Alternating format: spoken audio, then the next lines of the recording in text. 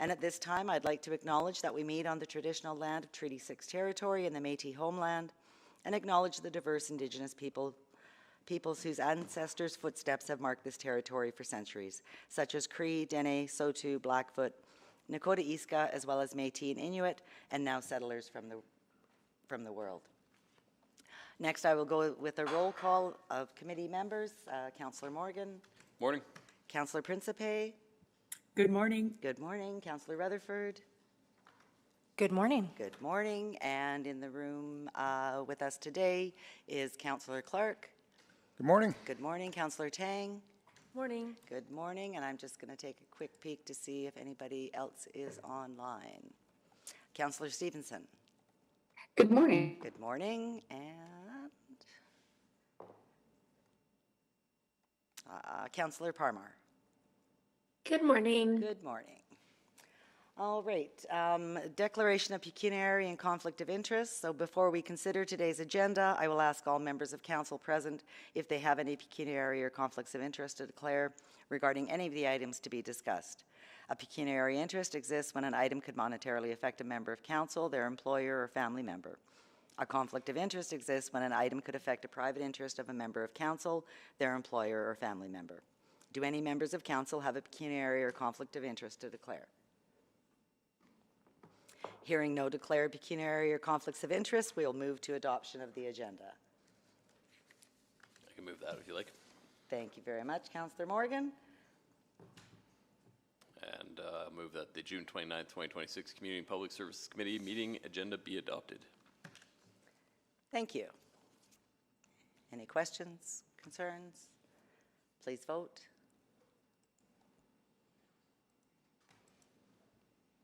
We have all the votes. Display the votes, please.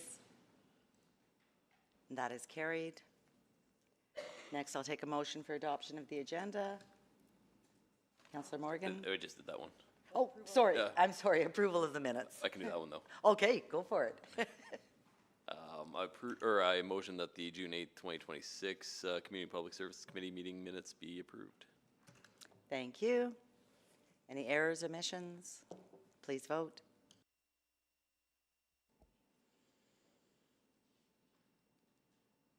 We have all the votes. Display the votes, please. That is carried.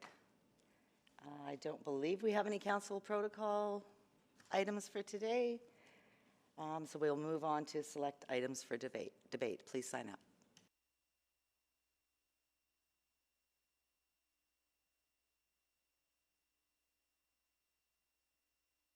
Okay, then I will select item 7.3.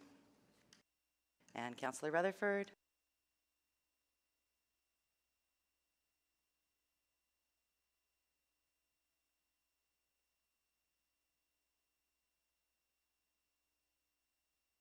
And 7.2.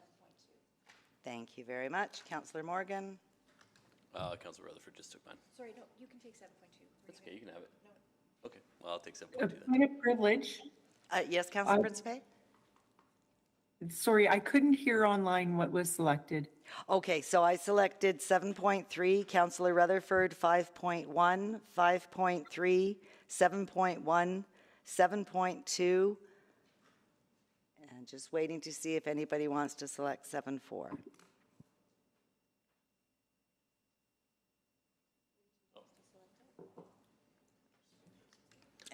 There is, yeah, there's request to speak. Okay, Councillor Morgan has got 7.4.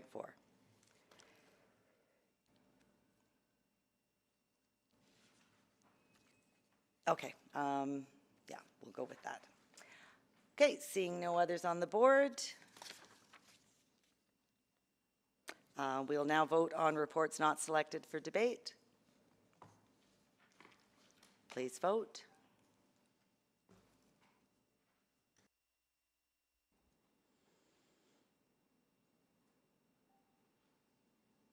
We have all the votes. Display the votes, please.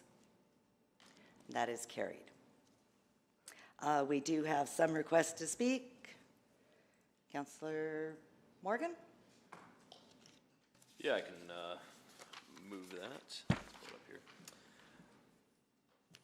So move that the Community and Public Service Committee hear from the following speakers and panels when appropriate. 7.1, domesticated pigeons, challenges and opportunities. Anita Bacca. 7.3, fireworks management, communications, regulatory options in 2026 Diwali pilot. Michael Mostaway from Pyro West Fireworks. John Adria. And Shaminder Parmar from Edmonton Diwali Celebration Steering Committee. And then 7.4, major events legacy review, Evan Dom, Sport Edmonton. Thank you very much. And please vote to hear from those speakers.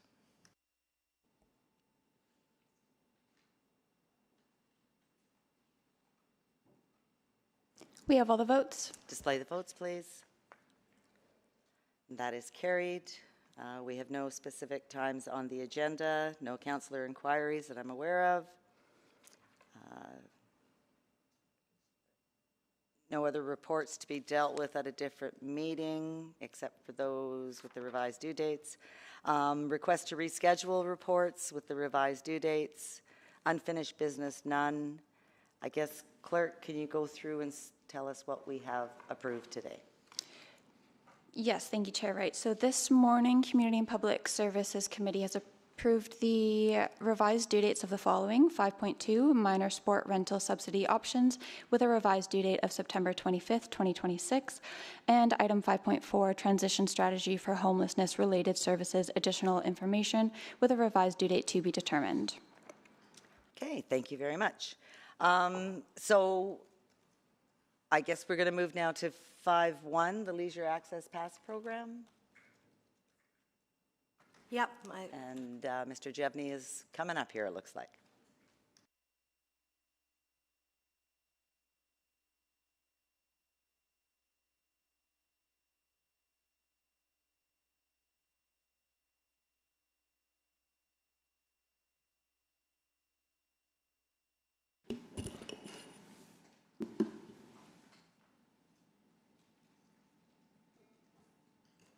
Okay, Councillor Rutherford.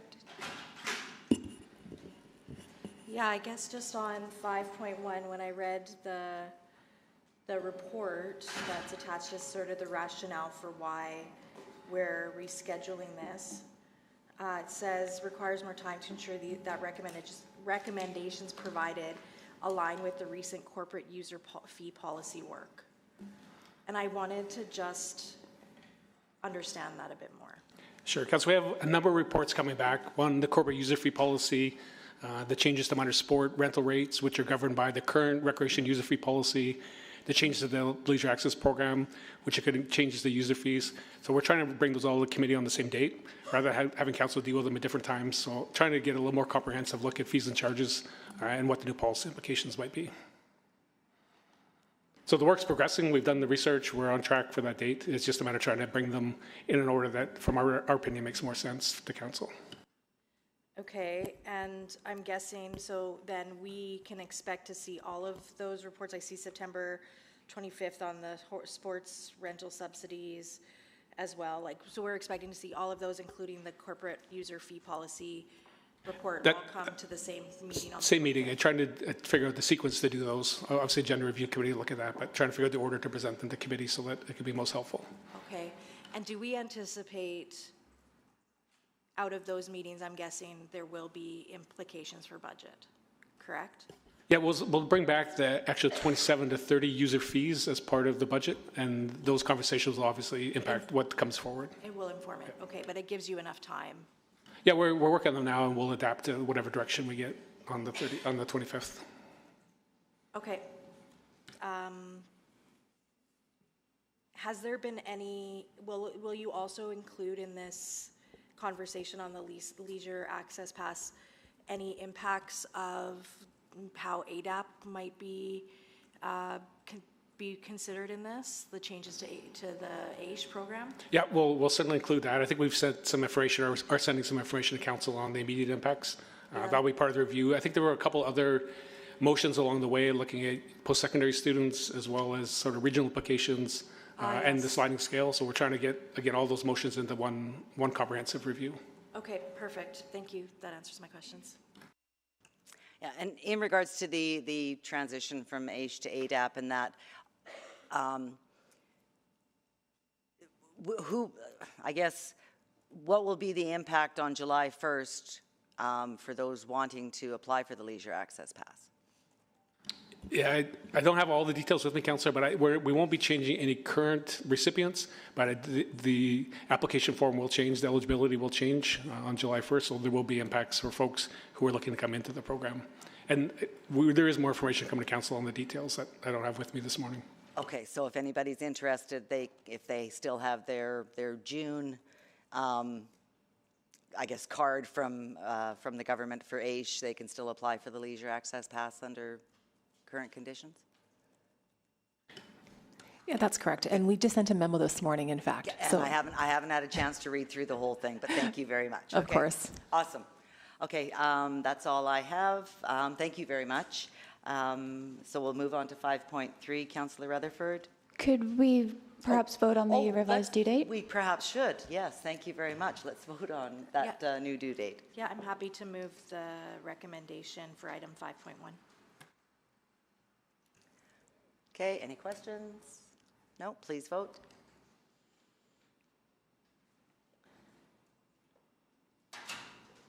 We have all the votes. Display the votes, please. That is carried. Now we'll move on to 5.3. Councillor Rutherford. eScribe is just being weird for a second. It's not opening the report for my notes. Okay, sorry. Yeah, the reason I selected this one, more time needed for discussions that may affect information in this report. What specific discussions? Yes, And there's. can you, before you answer that, can you remind me, is this the one that talks to some of the discussion and the subsequent motion since making sure that we're doing those 16% and how we actually incentivize more of that rather than a clustering in certain neighborhoods? That's the report, right? That's correct. Okay, so what further discussions and who are you having them with? Yeah, so Council's having a number of discussions over the next month or so, including budget discussions that may impact in terms of the recommendations or the options and how those could proceed. So we thought that we could have a more comprehensive conversation and more tactical conversation once those have occurred. So they're more inward discussions than public engagement discussions? That's correct. Okay, that's good clarification. Is there anything that I should be watching for in terms of an item on the agenda that would be informing this body of work?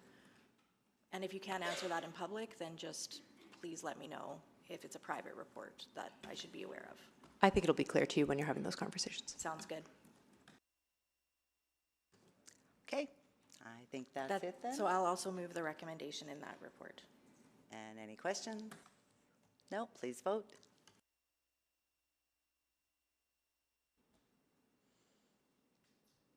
We have all the votes. Display the votes, please. And that is carried.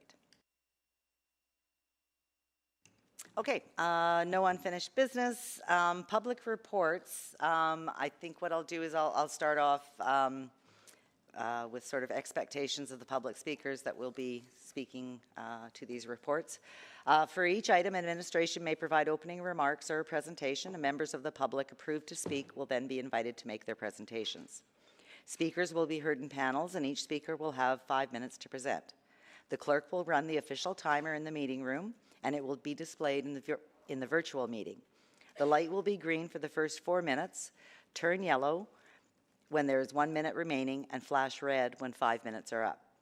When everyone in your panel has had a chance to present, members of council may ask questions of you or other panel members, and for this reason, please remain in the meeting until all questions have been asked of your panel. If you are participating virtually, please mute your microphone when you're not speaking. If you are experiencing any technical difficulties, please reach out to the Office of the City Clerk using the contact information provided in your confirmation of registration or at city.clerk@edmonton.ca. If you are here in person, City staff will guide you to your seat or to the podium when it's time for your panel. And before we begin our discussion, I want to share my expectations for the conduct of everyone participating to ensure a safe and inclusive environment and workplace. These expectations apply to both in-person and virtual attendees. Hearing from the public is an important part of Council's process, so we know the full diversity of opinions that exist in our community. As meeting chair, my role is not to moderate the nature of the content being discussed, but to ensure behaviors support a safe, respectful, and neutral space for my colleagues, city employees, and the public. Disrespectful comments, including those directed at individual staff members or other speakers, profane language or gestures, and behaviors such as shouting, cheering, or clapping, or political campaigning will not be tolerated. In addition, use of the raise hand feature, chat, emoticon response, or AI note-taking tools in the virtual meeting are not permitted. I will direct the clerk to have security remove anyone violating these expectations. I will not provide any additional warnings, and once removed, the person will not be permitted to rejoin the meeting. This meeting is being live streamed, and everyone is welcome to watch online. So thank you for that. We will begin with item 7.1, domesticated pigeons, challenges and opportunities. Ms. Flaman, you and your team have a presentation, I assume. Thank you. We just have speaking notes today. So good morning. My name is Jennifer Flaman. I'm the Deputy City Manager for Community Services. I'm joined today by David Jones, Chief Bylaw Enforcement Officer and Branch Manager for Community Standards, and John Wilson, Deputy Chief Animal Care and Park Rangers Section. Thank you for the opportunity to introduce this report for information.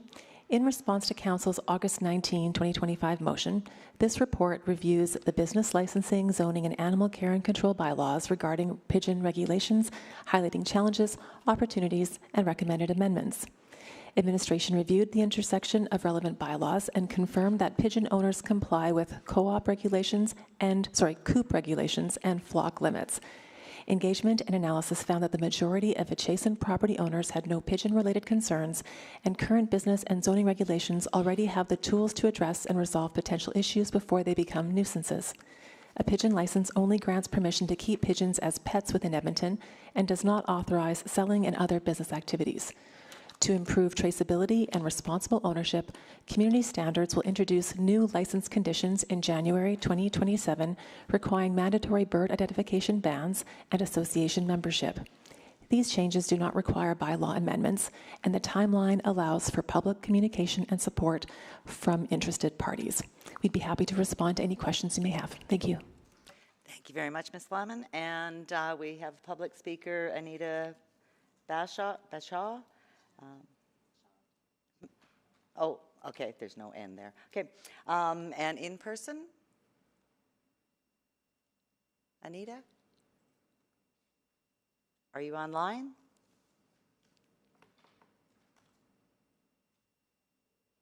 No? All right then. We will go on to questions of administration then. Councillor Rutherford, you selected the item. Yeah, thank you.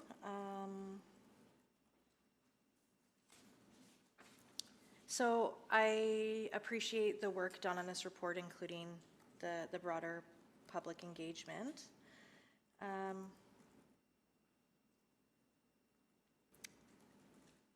One of the questions I had is how has because I know that we added the amendment that the city manager can impose any conditions on a licensee or a pigeon license. How and in what capacities have we had to use that, or have we had to use that at all since that discussion with some of, like, I know that there's a lot, but for where there are spaces of concern? Yeah, we haven't had to use that condition yet, but this is the first time we've been faced with an opportunity to actually use it to increase our regulation, to increase animal welfare, and actually to tackle some of the problems that we heard during engagement. So sorry, so this was the first time, but did you use it then? Since I guess it was only May, so it's not, so between May and now, you haven't used it? Yeah, that's correct, Councillor. Is what you're saying. But you foresee, are there any examples of, like, I know that there was the speaker that registered today who came and spoke at the committee on this public space animal care control bylaw, and I know that your team kind of reviewed that. Would there be examples where you would use that clause to mitigate concerns? Or, like, I'm just trying to see how that tool, if and what it would be used for, to make sure it's sufficient. Yeah, right now we're anticipating using it in two different ways. The first way, as outlined in the report, is to actually put blanket conditions on all pigeon licenses in Edmonton. That's the tagging. Yeah, that's correct. For the tagging, so that birds can be identified, that allows us to distinguish from wild pigeons. It also allows us to reunite those birds should they become lost more effectively with their owner.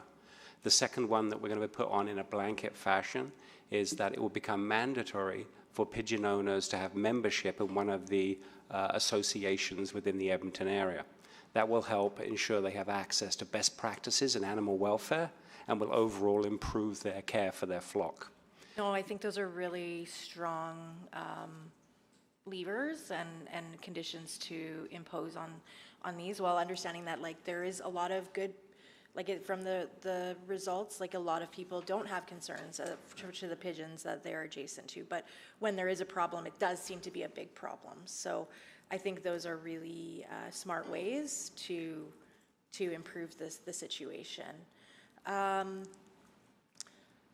I was really surprised that of the people that had the pet license, there wasn't any that had the business license, because one of the things that we heard a lot about is that with that number of pigeons, one of the reasons people have them is for, like, the selling, breeding, for the messenger pigeons, and I don't know enough about that culture in that world, but I was surprised to see that there wasn't an uptick in business licenses. Does that mean that people are not operating properly with the appropriate business license, or does it mean that most people are just having these pigeons as pets? So we did two things to follow up on that concern that we heard the last time that we discussed this matter. The first thing was that we looked into our records with our municipal enforcement area and complaints and investigations to see if they were handling any complaints of this nature, and we found none. The second thing we did was we looked to see if there were any current business licenses for the sale of pigeons that had been approved and issued in the city of Edmonton, and there have been no licenses issued there either. Yeah, so, because that was one of the things, is that, because the fee for the pet license is pretty nominal, right? And so I think a lot of the conversation when we had this discussion was around, if it's a business, there's a lucrative element to that, and that seems pretty low. But they would also have that proportionate fees for the businessing license that they would have to pay if they are to be selling and breeding, just like a dog kennel. Yeah, exactly. So if somebody's actually selling pigeons, then they would require a business license to be approved for that purpose. Okay. And if somebody suspects somebody is selling pigeons without a business license, just like any other business activity, you would report it to 311 and you would investigate? Absolutely, yes. Those reports would go to the complaints and investigation section where the municipal enforcement officers investigate complaints of unlicensed businesses. Perfect. Thank you. That's all my questions. Thank you very much, Councillor Rutherford. I do just have one, because my recollection of Ms. Bachan's speaking at the last committee meeting was in regards to the noise and the cooing and that. And I know sort of the noise complaints come under community standards, but and I'm familiar, like, with the noisy parties and things like that, where it's the EPS is required to respond. Is that the same in this situation? Who would be responding to those types of noise complaints? So in this case, it would be our branch, Community Standards, that's responding to a noise complaint about pigeons. Okay, I just wanted to clarify that. And, okay, that's all I needed to know. Thank you very much.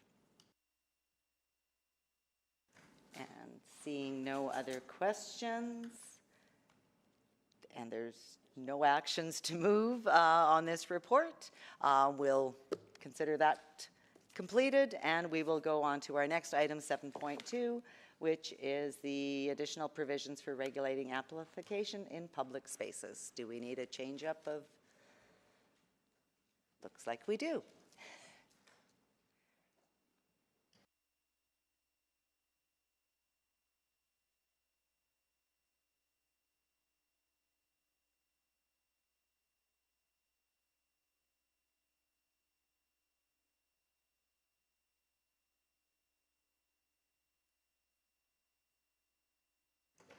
Okay, and whenever you're ready with the presentation, please go.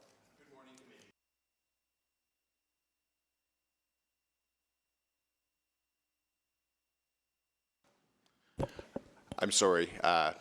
My name is Michael Gunther. I'm the city solicitor here, the city of Edmonton. Beside me here is Mr. Jones, with the chief enforcement officer for the city of Edmonton and the branch manager of community standards. Here today just to provide a brief presentation in relation to the amplification request in relation to possible amendments to the public spaces bylaw. If we could move over the slide. You'll see here that in February of 2025, when the public spaces bylaw was first brought in, or first passed, there was a subsequent motion that administration was asked to return with a report with options for additional provisions for regulating amplification in public spaces, including restrictions from doorways or gathering greater than 25 people. If we can move the slide over, please. The regulation of amplification is legally a fairly complex issue, even though it is a matter that is of great importance to Edmontonians and has been a matter that the City of Edmonton has received numerous complaints about. Legally, what the regulation of amplification boils down to is this, is that a municipality may legally regulate amplification, and the purpose of that is to maintain the peaceful nature of the public environment and to prevent noise pollution. You will see, committee, in the report that there have been a number of studies done about noise in the urban environment and how it can be very impactful to people.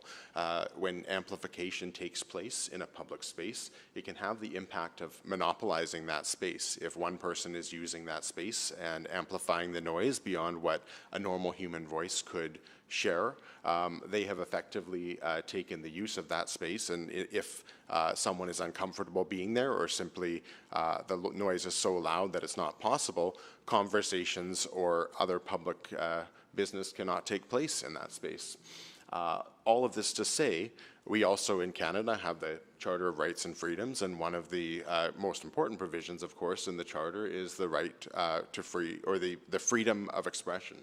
And this, when we regulate amplification, this is something that can impact that charter right. So what that means is that when we are regulating amplification, it needs to be done cautiously, intentionally. We need to identify what is the harm that we as a city council, as a city, are looking to address, and how do we proportionately and rationally, as precisely as we can, address that issue through any regulation that we then put into law. We can move the slide forward. Of the options that were presented as part of the motion, we do not recommend as administration, and particularly legal services, that we in any way tie the number of attendees to a particular event with a restriction on amplification. The reason for that is that in an amplification regulation, we never want to in any way try and regulate the message outside of where there are regulations like criminal code hate speech, where a message would be criminal in nature. It's not for the city, it's not for government to say what can and cannot be said in a public forum. What we do and what we can do, however, is that where that message or where music or any sort of expression is being shared in a public space, if it's noisy and it's impacting the enjoyment and the use of that public space, a municipality absolutely can pass regulations addressing that.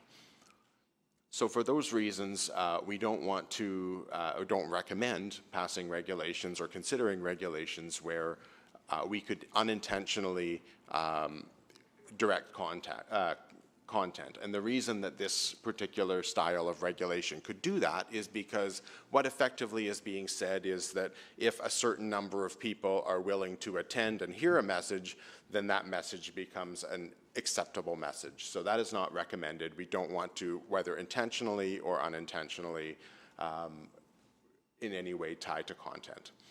Moving forward with the slide. The other suggestion that was put forward was could we pass regulations that set a buffer around doorways?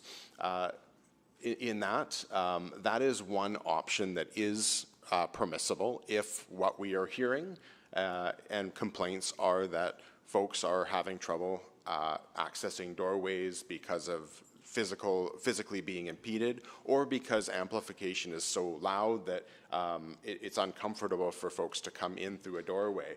So of course that's one option that could be considered in terms of curtailing amplification. That's not saying you can't share a message, it's just that if you are within a certain distance of a doorway, it would be not permissible to use an amplification or a sound device in that area. The other options that can be considered are what we've referred to as time, duration, space, and volume restrictions, and that is, of course, an attempt to try and make sure that when we are regulating amplification, we are being as precise as we can, and we are looking to those circumstances where it is really impactful to Edmontonians. So as I mentioned, prescribed distances from doorways is one option. There are other things that could be done, such as looking at a permitting process, such as setting out conditions where amplification can occur without disrupting the public peace, or even defining criteria when amplification would be considered disruptive or creating unnecessary noise. If we could move the slide over. In summary, there are several different options available. Of course, as I said, it is a balancing. We have to ensure that there still remains a forum for people to share their messages in Edmonton as a community, but at the same time, when those messages are conveyed in such a way that it is just disruptive to the peace, it is loud, it is boisterous, and it is prohibiting or impairing Edmontons from using public spaces for the full purpose of their intended use, then we can regulate. That is my presentation. Happy to have any questions from the committee. Thank you very much for the presentation. We don't have any public speakers on this item, so we'll move straight to questions. Or did anybody want to put a motion on the floor at this time? I can put a motion on the floor. Thank you. Go ahead, please, Councillor Morgan. All right. In support of Councillor Stevenson, who's not part of this committee, I've got a motion for her that as a part of the one-year public spaces bylaw review, administration prepared draft amendments to the public spaces bylaw to reduce unnecessary noise and the interference with the peace and enjoyment of public spaces arising from the use of sound amplification devices, including a restriction for any amplification on sidewalks within proximity to building entrances. Thank you, Councillor Morgan. So any questions from committee in regards to the motion or to administration? Councillor Rutherford? Yeah, I would just like to move to go into private to discuss, and I think we need to amend this to include that the attachment be kept private as a second part to this motion. So just making that recommendation in public, but I would like to, my questions would be in relation to the private attachment before I can debate this motion. All right. And Councillor Stevenson? You can wait? Okay. So we will go in, you're making a motion to move into private subject to? Section 32. 32. 32? Okay. Please vote.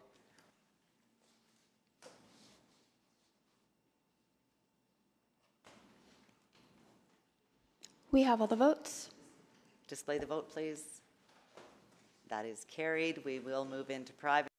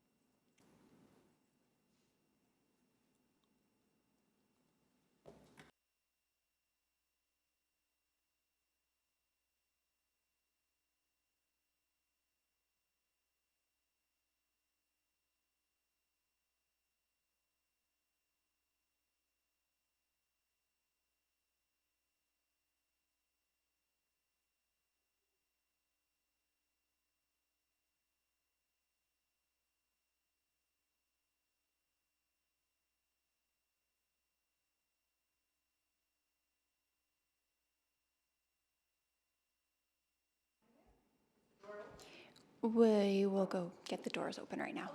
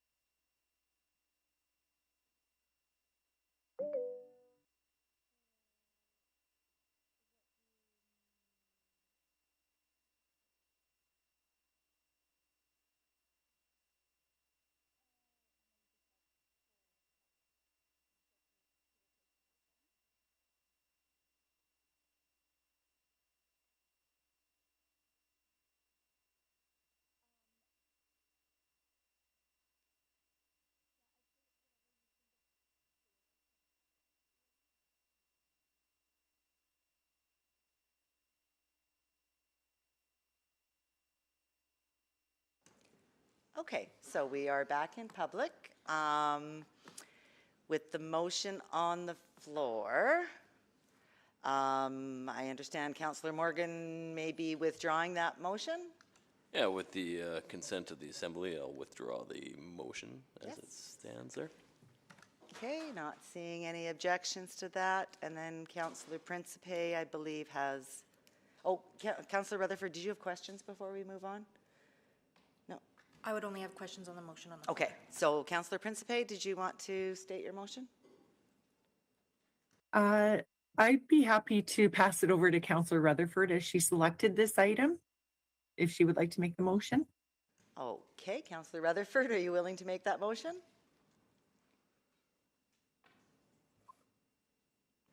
I would, yes. And include So- a part 2 for the attachment? Yeah, so I will move that as part of the one-year public spaces bylaw review, administration prepare draft amendments to the public spaces bylaw to reduce noise and the interference with peace and enjoyment of public spaces arising from the use of sound amplification devices, including time, duration, place, and volume regulations. And 2, that attachment 2 of the June 29th, 2026 Office of the City Manager Report OCM 202977 remain private pursuant to sections 32, privileged information of the Access to Information Act. Thank you. And did you want to introduce that? Yeah, first I'll just give credit where credit's due. I just want to say this sort of revised motion was done in collaboration with Councillor Principe. So while I put this motion on the floor, I just want to acknowledge the collaborative spirit of this table and thank her for that collaboration.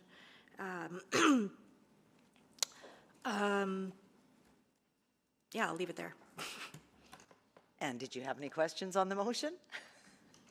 Just one question. Based on the motion on the floor, this doesn't preclude us with doing those. We would still have to go to a public, like the bylaw would still have to, we could still approve or deny them based on what's proposed. So if we approve this motion today, you would be coming to the one-year review with your recommendations, and then there would still have to be a motion to come to a public hearing. With all of the amendments for the We public. would come on September 25th with Yeah. the one-year public spaces review, and depending on the recommendation of committee that day, the entire bundle of amendments would then go to council for approval or further consideration. Okay, so there would be an opportunity for anyone that's an interested stakeholder in any part of the city to see what you're proposing and then come to speak to that. Absolutely. Before we make any final decision. Yes. Okay, that was my only question. Thank you, and I'm sure that was within your 5-minute speaking time, so, okay. Seeing no other questions on the board, did anybody want to speak to the item? Councillor Stevenson. Yeah, thank you very much. Really appreciate this motion being on the floor. You know, my interest in this really came from feedback I heard during our public spaces bylaw conversation from a lot of downtown businesses who really highlighted some of the challenges they were facing from amplification when it was happening in proximity to their entrances. Heard from many of them just how it detracts from access to their businesses and being able to attract folks for that downtown vibrancy. So I think expanding this motion out, so again, I think there's a lot that we can achieve just looking at some of that proximity to entrances. I think expanding this to look at a few other factors and considerations will also help strengthen that work and reduce the noise nuisance in our city. So thanks again to committee for bringing this forward, and look forward to the work coming back in September. Thank you. Thank you. Councillor Rutherford to close. Yeah, thank you. I will also support the motion on the floor today. I do want to put a caveat, though, that I am very concerned about in general. I feel like we have already struck a pretty good balance with our public spaces bylaw as it is, and I think any regulations, whether broad or narrow, add unintended consequences and layers of complexity. I want to see that information come back. I want to be able to have the opportunity to hear from the public, but I am not convinced that even any further regulatory behaviors around this is not going to have unintended consequences that I don't think I'm ready to support. So we'll see what comes back. So that's why I'm willing to support this today, but I am really looking to hear from the public, my residents that I represent are Edmontons writ large, and seeing what is recommended and have questions about the unintended consequences of those before any final decision. Thank you. Thank you, Councillor Rutherford. Please vote.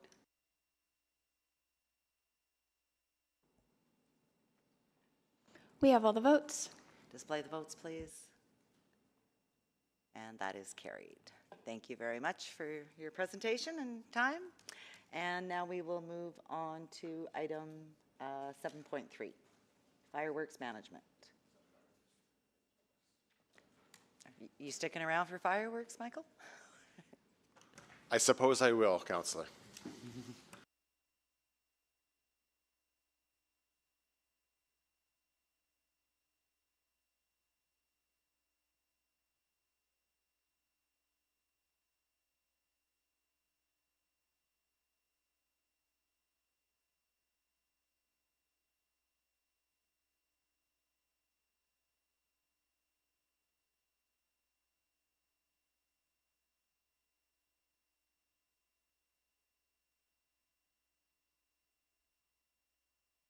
And for those online, we're just getting everybody into position here, so it'll just be a few seconds before we get the presentation going.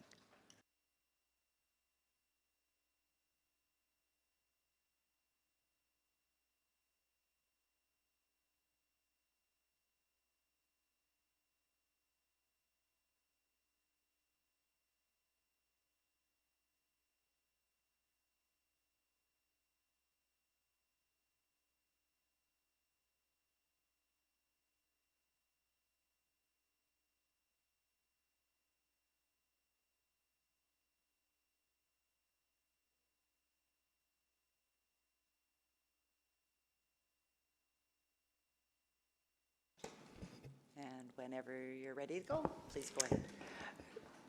Good morning, and thank you for your patience as we did a bit of chair management. Good morning, my name is Jennifer Flaman. I'm the Deputy City Manager for Community Services.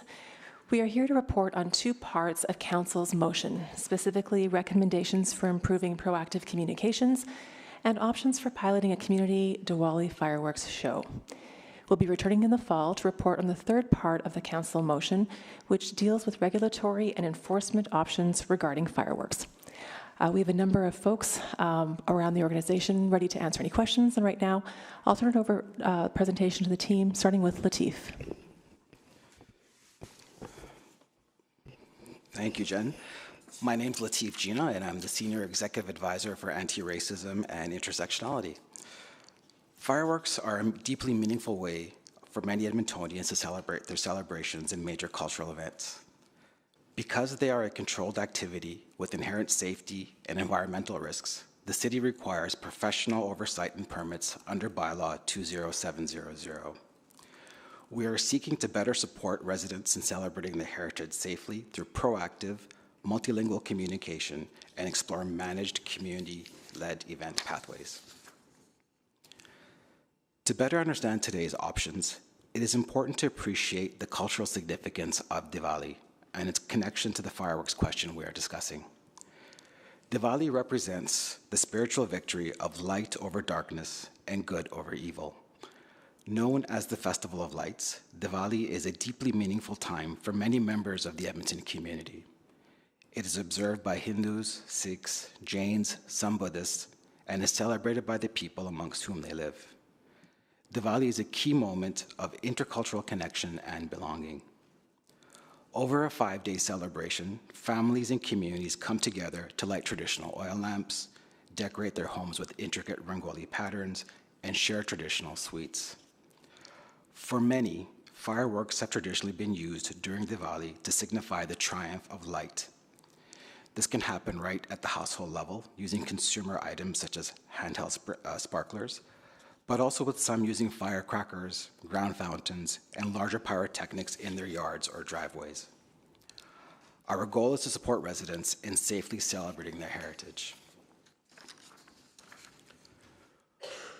We partnered with the Safarish Network, which convened a diverse community steering group to ensure that our plans to support Diwali celebrations and our approach to fireworks management reflect community needs and cultural traditions. This collaboration helped to shift our strategy from a strictly enforcement-focused model to one that is culturally informed and safety-focused. While community leadership strongly supports preventing the misuse of fireworks, they raised concerns during our engagement. For example, community organizations operate with limited volunteer capacity, and they find the current permitting rules complex for hosting large organized fireworks events. The community also identifies significant awareness gaps, including understanding the rules of personal fireworks use and the fire risks of fireworks in dense wood-framed residential areas. To address these concerns, the community focused its insights on a proposed integrated community Diwali celebration. This steering group recommended a hybrid model. This includes a professional, community-led, city-sponsored Diwali Mela at Millwoods Park with dedicated support for safe neighborhood-level events, a multilingual public education campaign, and encouraging targeted retail sales regulations to address root causes of unauthorized fireworks use. Next slide, please. The history of our partnership with Edmonton's South Asian communities during Diwali reflects a commitment to cultural belonging and resurgence. From 2022 to 2023, our efforts were primarily grassroots, with neighborhood services providing essential liaison support for local initiatives like Diwali 101. Starting in 2024, our approach deepened. Aligned with the city's anti-racism strategy, we committed to ensure multicultural communities see themselves reflected in our civic identity. We began sponsoring events for the largest multicultural groups in Edmonton, including co-hosting Diwali celebrations with community leaders in City Hall and the Stanley Milner Library. The fact that community is here today discussing scaling an Edmonton Diwali event in City Hall demonstrates that our foundational equity work is achieving its purpose. It's clear there is a growing appetite for professional celebrations from the community. This brings us to the city's plans to support the community in 2026 and 2027, for which I will turn over the floor to my colleague, Julie. Good morning. My name is Julie Stormer, and I am the Director of Civic Events, Arts, and Culture. So we have developed 3 distinct options for Council's consideration. Option 1 is a centralized event at Millwoods Park featuring a professional fireworks display. This type of event is the community's preferred option. It is estimated that costs for this level of event could be up to $110,000.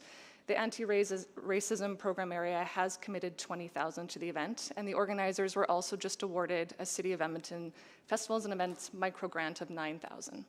The event, however, still faces a current funding gap of approximately or up to $80,000. And although the Edmonton Arts Council serves as a primary municipal funder for local festivals and events, the EAC's 2026 grant cycle for arts organizations is now closed. Additionally, while a centralized event aims to curb unregulated fireworks use, it is unknown whether it will reduce non-permitted fireworks use in the long term. Option 2 is a traditional city event. This is co-hosting a cultural celebration inside City Hall with community leaders. This fits within current budget and operations, but it does not include a fireworks display and does not meet the broader community expectation. Option 3 focuses on capacity building for 2027 and would be pursued alongside Option 2 this year. This provides mentorship and planning support to help community groups secure sustainable funding for the future, including applying for grant funding with the Edmonton Arts Council for a 2027 event. While the 2026 Edmonton Arts Council grant cycle is now closed, it is worth noting that the capacity for the EAC to support new festivals in future years remains constrained. As EAC's overall budget has not increased, funding to festivals and events has remained static for more than 4 years, and the EAC's ability to bring new organizations into the funding pool is limited. If a sustainable financial model does not emerge for a centralized event, the city would continue to support Option 2. Next slide. I'd also like to provide some context for the city's current approach to festivals and events. The Festivals and Events Delivery Action Plan, so version 2, which was updated in 2024, really provides the framework for how the city supports the growing volume, diversity, and shifting complexities of outdoor events on public land. By providing transparent decision-making and coordinated civic services, this framework allows our area to manage over 800 diverse events annually while ensuring a consistent and equitable experience for every organizer. To support event organizers wanting to host an event on city property, the city also provides a single point of contact to help organizers navigate permits and bylaw requirements. This is achieved either through the Civic Events, Arts and Culture section for citywide events and River Valley Parks, or through neighborhood services for local parks. And third, under the current model, all event organizers are fully responsible for funding, planning, and delivering their event. While the Edmonton Arts Council is a primary municipal grant funder for local not-for-profit festivals and events through various operating investments and annual programming grants, all organizers secure additional diverse funding, which may include provincial and federal grants, corporate sponsorships, and independent revenue. I'll now turn the floor over to my colleague, Nicole. Good morning. My name is Nicole Thomas, and I'm a lead communications and engagement strategist for Community Services, and this week, acting communications director for the department. As we look toward the 2026 festival season, the city is building on our integrated communications approach while continuing to refine and improve our communication strategies and distribution channels.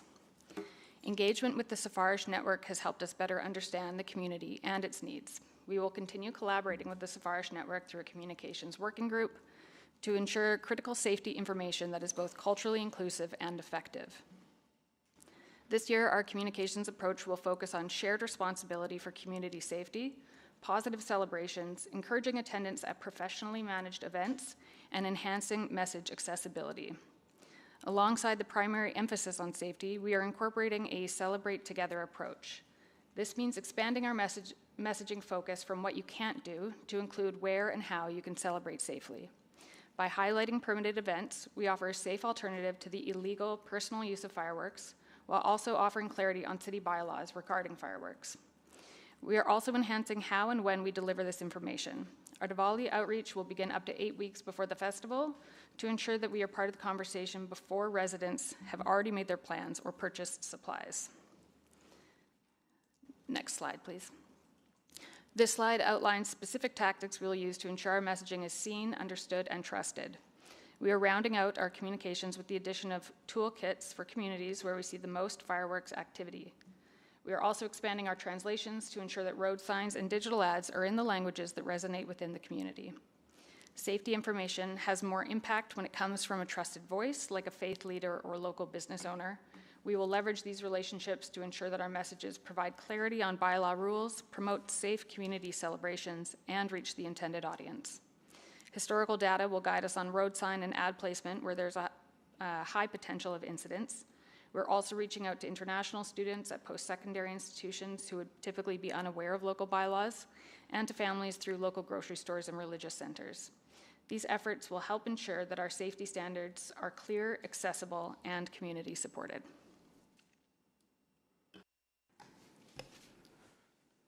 With respect to resources, our approach balances fiscal responsibility with our safety and community goals. First, for communications, we are reallocating $25,000 from existing budgets to launch our new safety campaign. with an ongoing requirement of $17,000 for digital media and future translation requirements, which will be reallocated from existing resources. Second, for a Diwali event, the city is contributing $20,000 from the anti-racism budget. The question is where we allocate it. Option 1 has a possible cost of $110,000, which, after our $20,000 contribution, leaves the community to raise about $90,000. The community has already been approved for a civic events microgrant for about $9,000. Options 2 and 3 require no new municipal funding and work within existing city resources. Our proposed approach is built on a multi-layered strategy that balances community preferences and safety awareness. First, we are immediately improving our fireworks use communications through a proactive, multilingual, visual-first campaign, engaging voices trusted by the community. Second, unless directed otherwise, we are pursuing a dual path towards a city-supported Diwali event. We will continue to host a city-sponsored Diwali event at City Hall for 2026, which is option 2, while simultaneously moving forward with option 3 to work with the community to build their capacity to deliver a centralized festival in 2027 that is culturally acceptable, safe, and financially secure. Finally, looking ahead, we will return to committee in fall 2026 with a subsequent report addressing part 3 of the motion, which will provide our regulatory options and bylaw analysis. Thank you, and our team is here and happy to answer any questions you might have. Thank you very much, and we'll get to all those questions after we hear from our public speakers. Michael Mostaway in person? No, he didn't make it? Okay, John. I see Michael online. Oh, is he online? Oh, perfect. I am here. Okay, thanks, Michael. You've got 5 minutes then for your presentation, and you can go ahead when you're ready. Thank you. I wasn't totally prepared to do a presentation today, and I want to thank council for taking time to look at the fireworks bylaws or in regards to Diwali.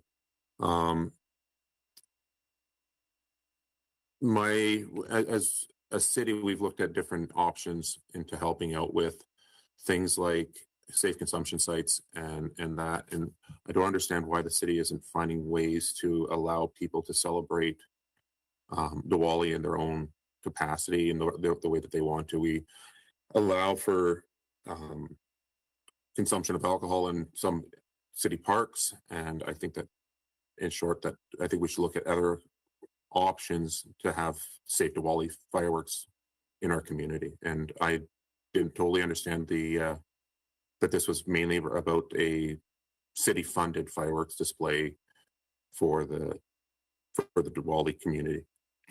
So I'm actually going to wrap it up there. Thank you. Okay, thank you, but do stick around for questions, okay? Absolutely, Okay. I'll be here. Perfect, thank you very much. John Adria, I think over.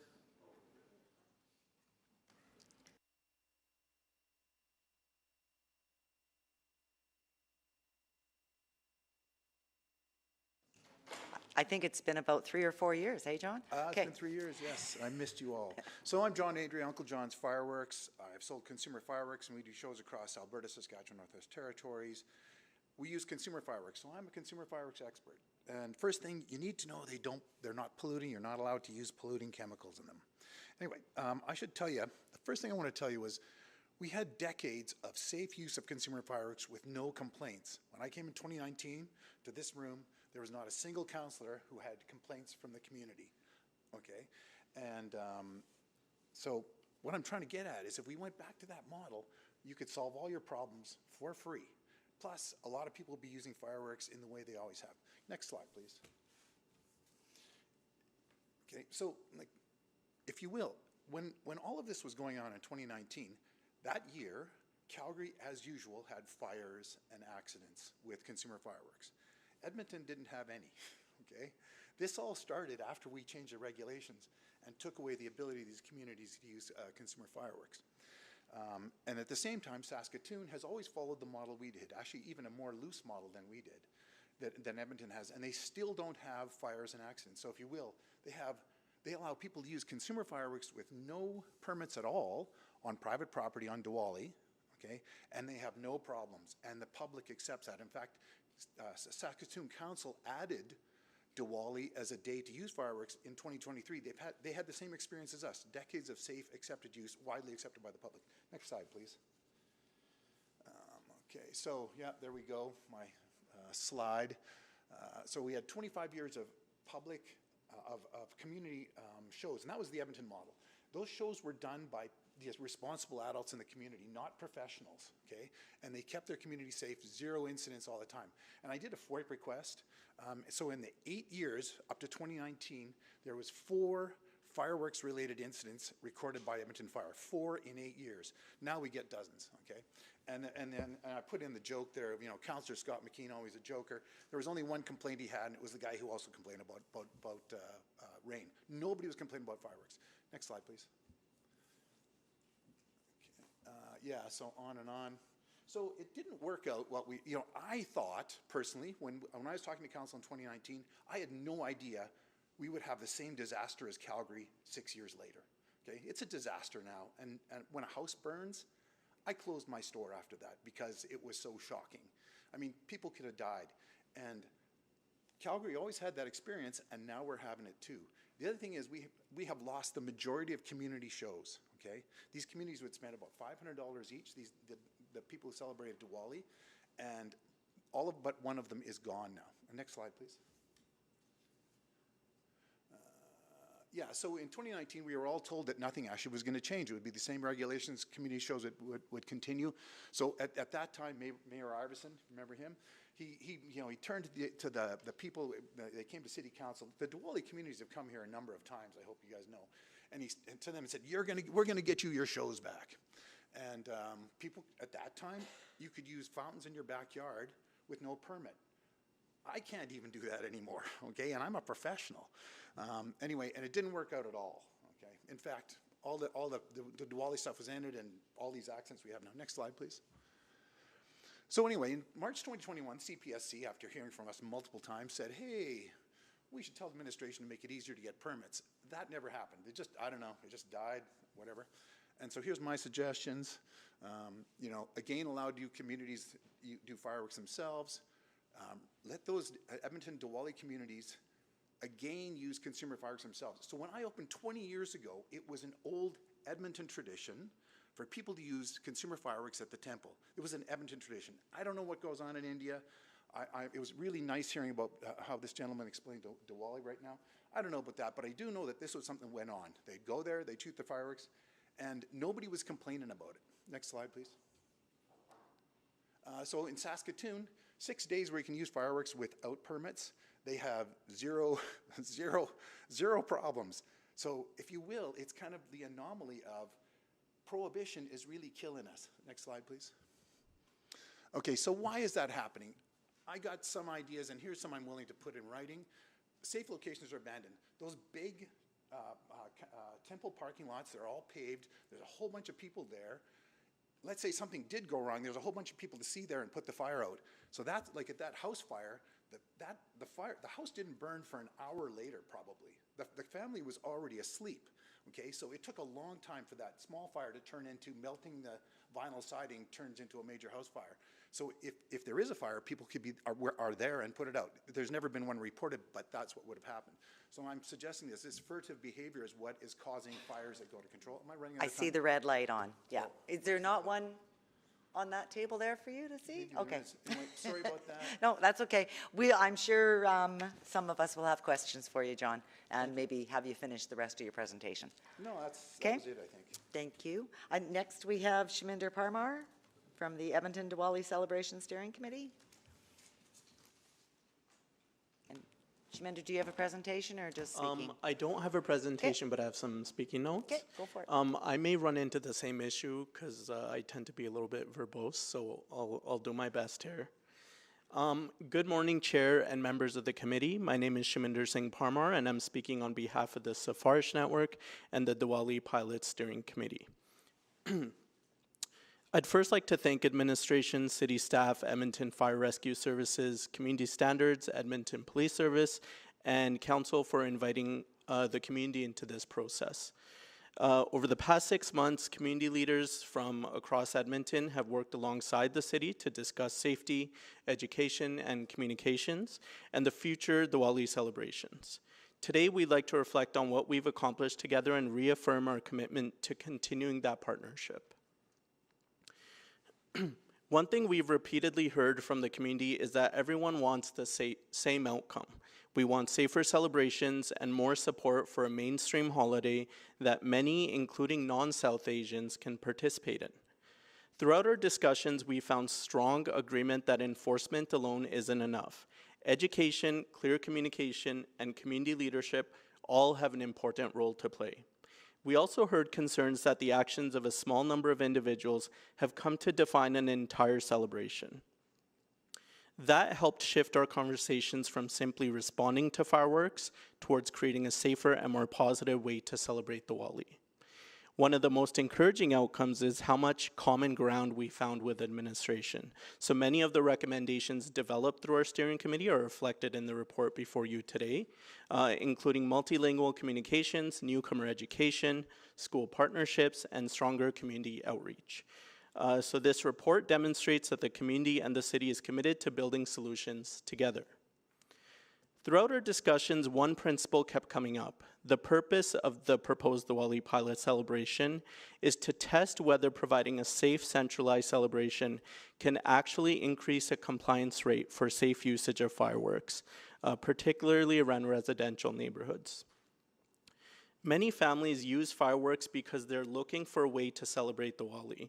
If we don't provide an attractive local alternative, then we haven't really tested the underlying idea of the pilot, which is to meet demand by providing a safe location to celebrate. We appreciate administration's recommendation for a City Hall celebration, and we think it has value as a cultural event. However, without a licensed fireworks component, it doesn't allow us to evaluate whether a community celebration can actually change behavior and improve compliance. That's why we continue to support a carefully planned pilot for this year. A strong reason we continue supporting a pilot this year is also because much of the groundwork has already been completed by the community. Over the past 6 months, we've developed governance ideas, discussed operational planning, secured sponsorship opportunities, considered transit, communications. So for this year, we're proposing a medium-scale, carefully managed pilot designed to learn what works best and what needs improvement before expanding in future years. Pilots exist so we can evaluate real-world outcomes. We believe this community is ready to work with the city to test whether a centralized celebration can become part of the long-term solution. Additionally, having an outlet to have fireworks at a centrally located area away from residential uses accomplishes the shared goal of reducing fireworks usage in residential areas of Southeast Edmonton. I'd like to close by thanking administration and everyone who participated throughout the process. This has shown what's possible when the city and community work together towards a common goal. The Diwali Pilot Steering Committee and the Safarish Network have a strong history of being able to work with the business community and community organizations to deliver on projects and events in a surprisingly fast manner. So we have the right people at the table, and we believe we have the capacity to deliver on a safe, controlled, but effective Diwali celebration at Millwoods Park this November. So we're excited to continue building this partnership over the coming year, and we look forward to helping create a safe, inclusive, community-led Diwali celebration that all Edmontonians can be proud of. Thank you. You did it with 30 seconds to spare. Thanks, Shaminder. Thank you. So I selected the item, and it looks like I'm the only one on the board. So hang on there, because I've got some questions for you. Where to start?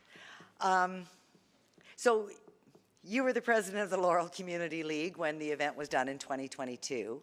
Did that cost $110,000? It definitely did not. I think we had spent about $10,000 on the fireworks that year.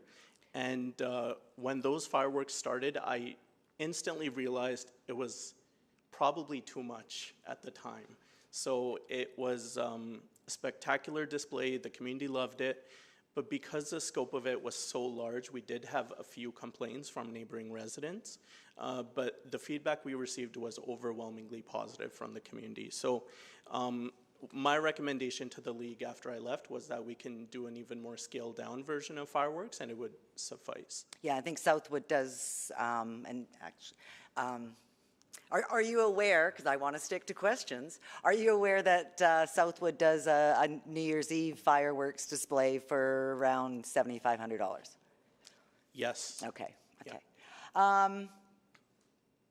Okay, and that was done the day before Diwali, right? Mm-hmm. Okay.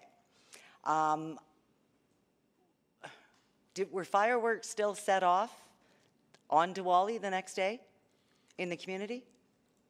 Fireworks were still set off, so we didn't have a 0% rate of people not using fireworks.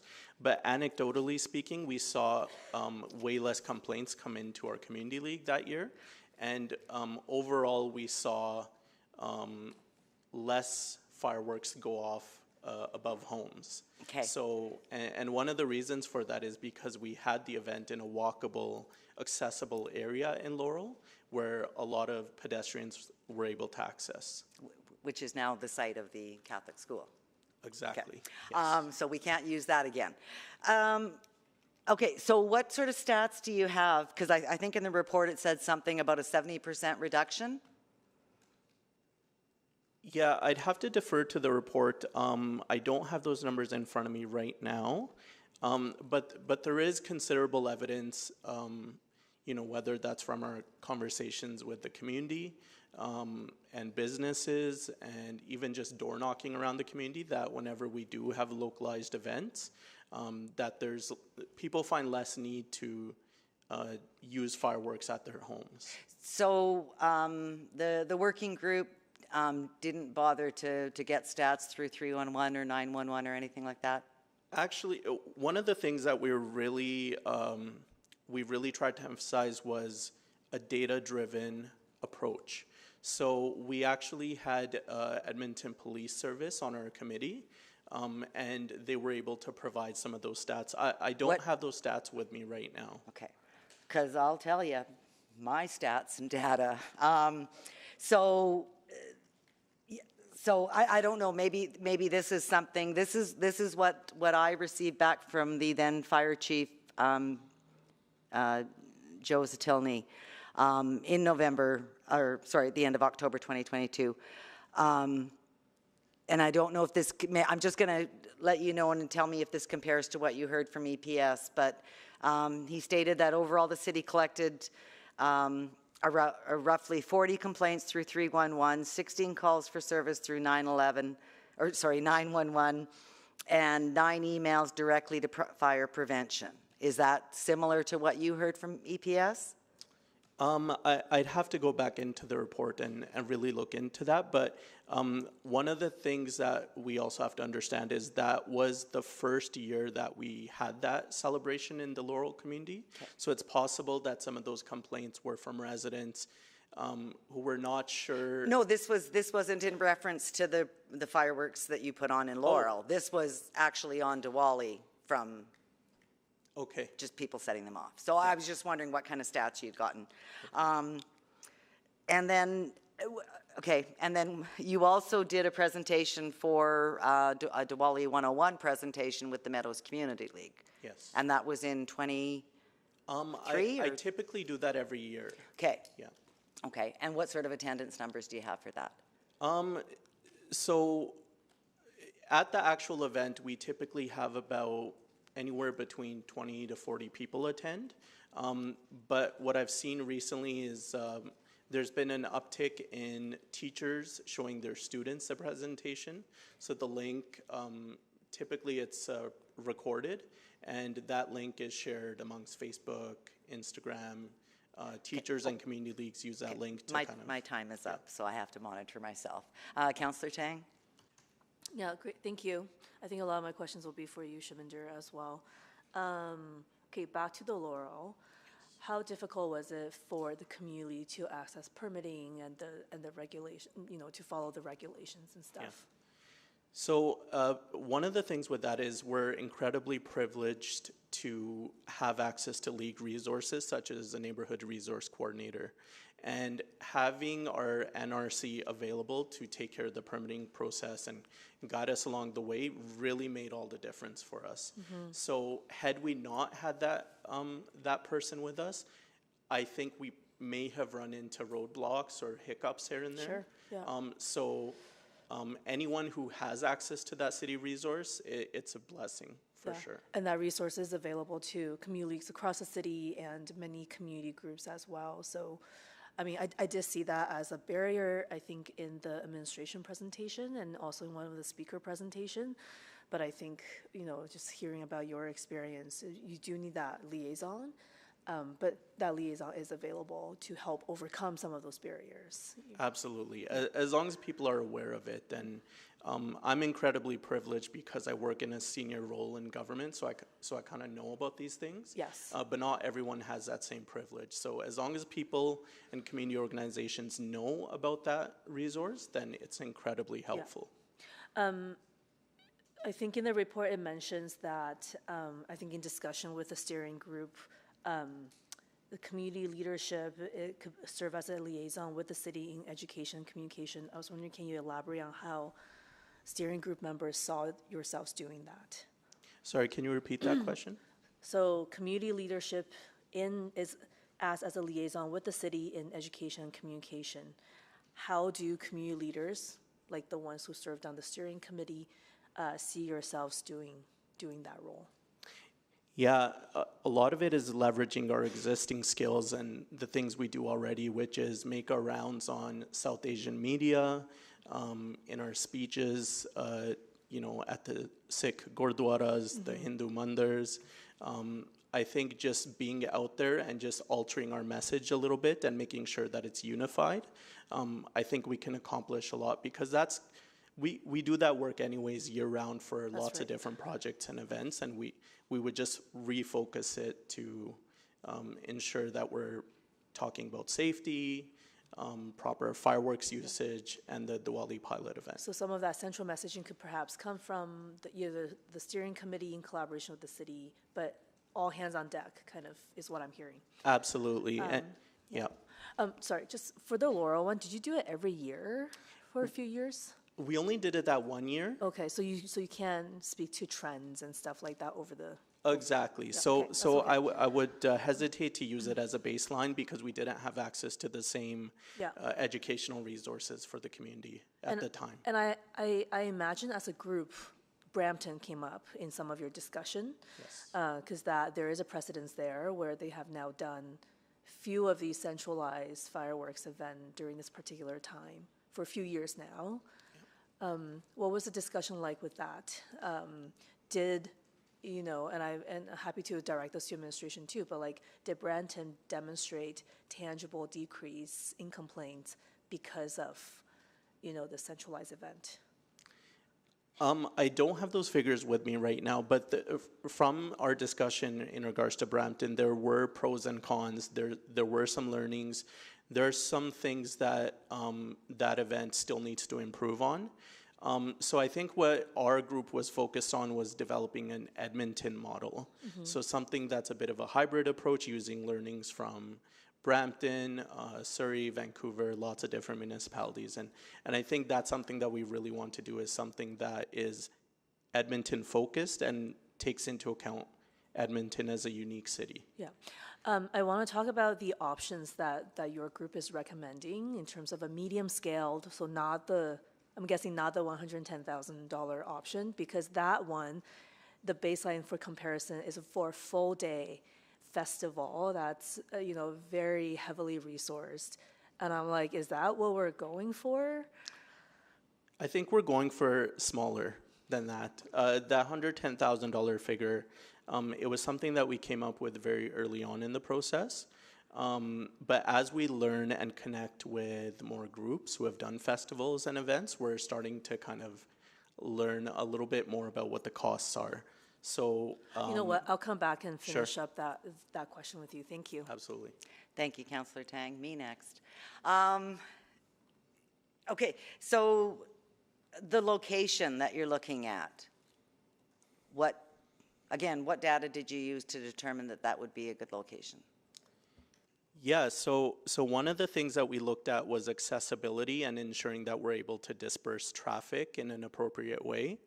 We found that some of the other parks that we were looking at would have choke points for traffic, and we wanted to ensure that we avoided that as much as possible, particularly in an event where you're seeing people come from lots of different parts of the city. So Millwoods Park seemed like one of the best options, and seeing how the Canada Day fireworks operate and experiencing the traffic flow from that perspective and the ability to disperse pedestrians throughout the park at different access points was something that was really attractive to us. So that was one of the main reasons we selected that. Okay, I'm wondering if you looked at all at the data as I guess rather than having the community have to drive in, were there other areas where community was? Like I'm thinking the Ivor Dent sports field, or even the Meadows Rec Center, the Pollard Meadows Park, between the two Goudoirs, at least in my ward anyhow. Were any of those considered? Absolutely, and there was a very lively discussion in regards to some of those options as well. And we just found that Millwoods Park was the most central location out of those options, as well as one that had the least amount of residential area directly adjacent to a park site. So we found that there would be the least amount of nuisance, much more centralized, fewer choke points. So those are some of the considerations that we took. But absolutely, we considered all of those options. Okay. And with it being possibly a winter event in November, and I know in the report it talks about, looking at it, with Winter City sort of lens on things. Was there, I guess, some of our more popular Winter City events are the Silver Skate Festival. Yeah. Any connection that you've had with that group to determine what's needed for a winter festival? As we get into more of the logistics and operations, and we kind of hammer on those details, that's a group that we really want to discuss some of the operational details with. As someone who lived in a winter city in Montreal and now in Edmonton, I think this is an opportunity to demonstrate that we are a winter city and we can do festivals in the winter. So that's a connection that I'm looking forward to utilizing. Okay. And then for the event here that's being considered for this year at City Hall, Canada Day we have fireworks, New Year's Eve we had fireworks. Are you considering a fireworks display for the event here? At City Hall? Yeah. I don't know if the proposal from administration for the City Hall event includes a fireworks component. My understanding is that it doesn't at the moment. But if we were to alter that recommendation, we could consider that. The only downside is that it still wouldn't be as accessible to many of the residents that do celebrate Diwali in Southeast Edmonton. So if we want to use it as a way to bring community together, why are we doing it? if it isn't going to bring community together? Sorry, is that a question for me? Yeah. Okay, can you elaborate on that? So I thought the idea of celebrating Diwali was, partly to bring community together, celebrate the Festival of Lights. If we're not going to have any lights, if we're not going to have community, why are we having something at City Hall? I think from a cultural standpoint, the City Hall event is important. I think what we're suggesting is that we don't think it's a replacement for an event in Southeast Edmonton. So that's the only thing that we're saying.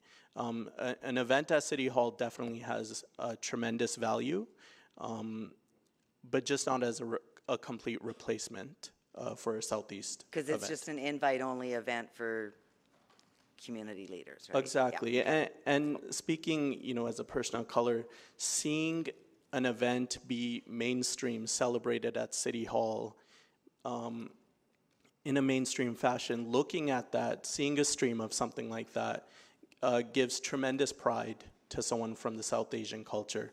And I could see many, many kids and families experience that same feeling.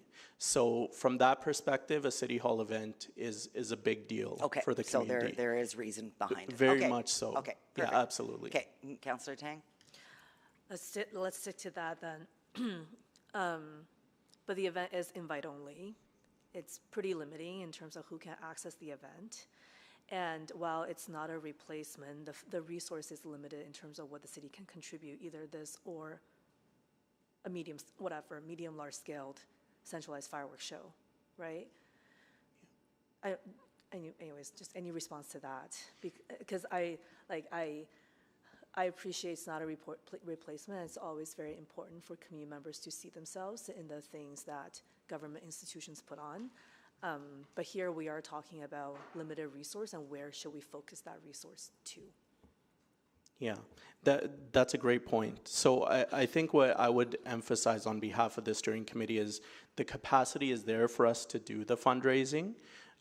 We've already reached out to many potential sponsors, and there's lots of interest. And I think what a lot of the other sponsors are just looking for is that final commitment from the city. And if that occurs, we're definitely going to be able to meet our fundraising goals and our sponsorship goals. Can you talk a little bit about what that goal is, and how much would a medium scale event cost to kind of see it come alive at Millwoods Park? Absolutely. So our fundraising goal, I believe, we do have a separate subcommittee, so I don't have the specific numbers in front of me right now, but when we were looking at different options, we would have to raise an additional $30,000 to $60,000. And I think that's definitely something that we've discussed that we would be able to do, and we have the capacity to do.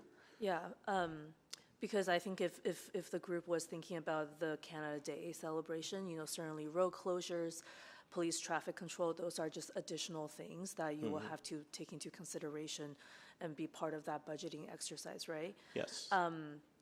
Because I think where I was trying to go with my earlier, I think to Councillor Wright's point, if that event in Millwoods Park doesn't happen, would even just doing an invite-only City Hall event accomplish the goal here? And I actually worry it wouldn't. It addresses other components, like you mentioned, but it won't necessarily address at the heart of what we're talking about today, right? Yeah. If we're talking, I mean, one of the main components of our discussion is fireworks and compliance and safety. I don't think we would be piloting a solution to address those issues with a specific City Hall event. I don't actually have any questions for Michael or John. I think, especially John, you've presented a lot, and you're very thorough with your presentation. But I guess I just want to run it by the steering group. The notion of a safe use space in the community has come up time and time again. I'm sure it came up in your group discussion as well. What did the community leaders say about like a designated site?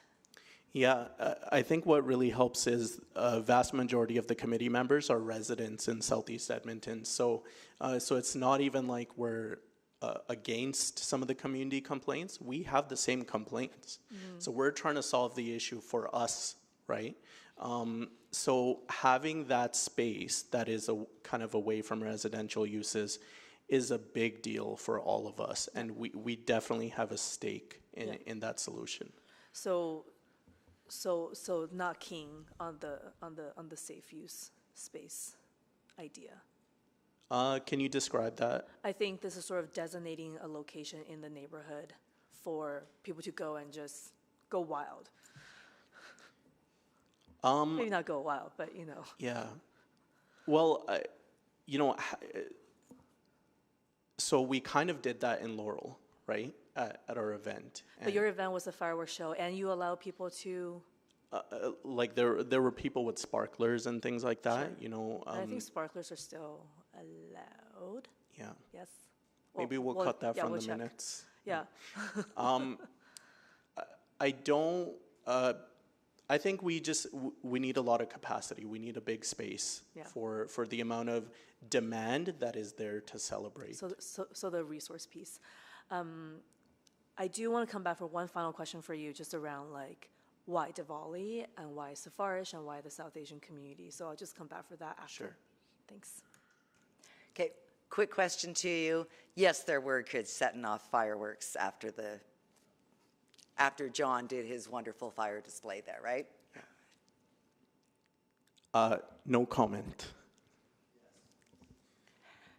I think that was a yes with your microphone off. Thank you. I do have a couple questions for Michael and John. So maybe while John makes his way over to the podium there, I can ask Michael online. If you're still there, I hope. So I think you do the fireworks for New Year's Eve at Southwood, right? Michael, did you leave us?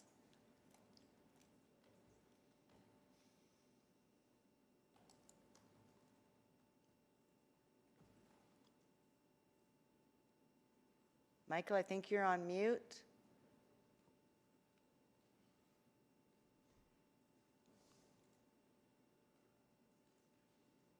Or maybe you've left. Clerk, he is still showing online, right? He is still showing online. So, okay, well, so if he's not there right now, then, John, can I? Already? Yeah. Oh, sorry, Michael, you are there? Okay. Yeah, sorry. Unfortunately, I'm going to move up to my upstairs office right now. Okay.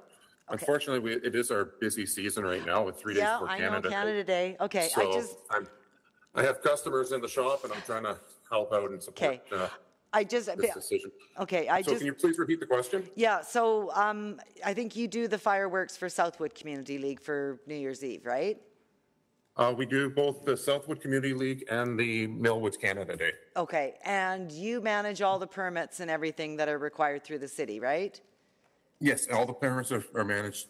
We cover all the permits and file all the paperwork and everything like that. Okay. So carry fine line. We got liability, naming the city of Edmonton as additional insured. Okay, and I understand the Safarish group for Diwali has a $9,000 micro grant.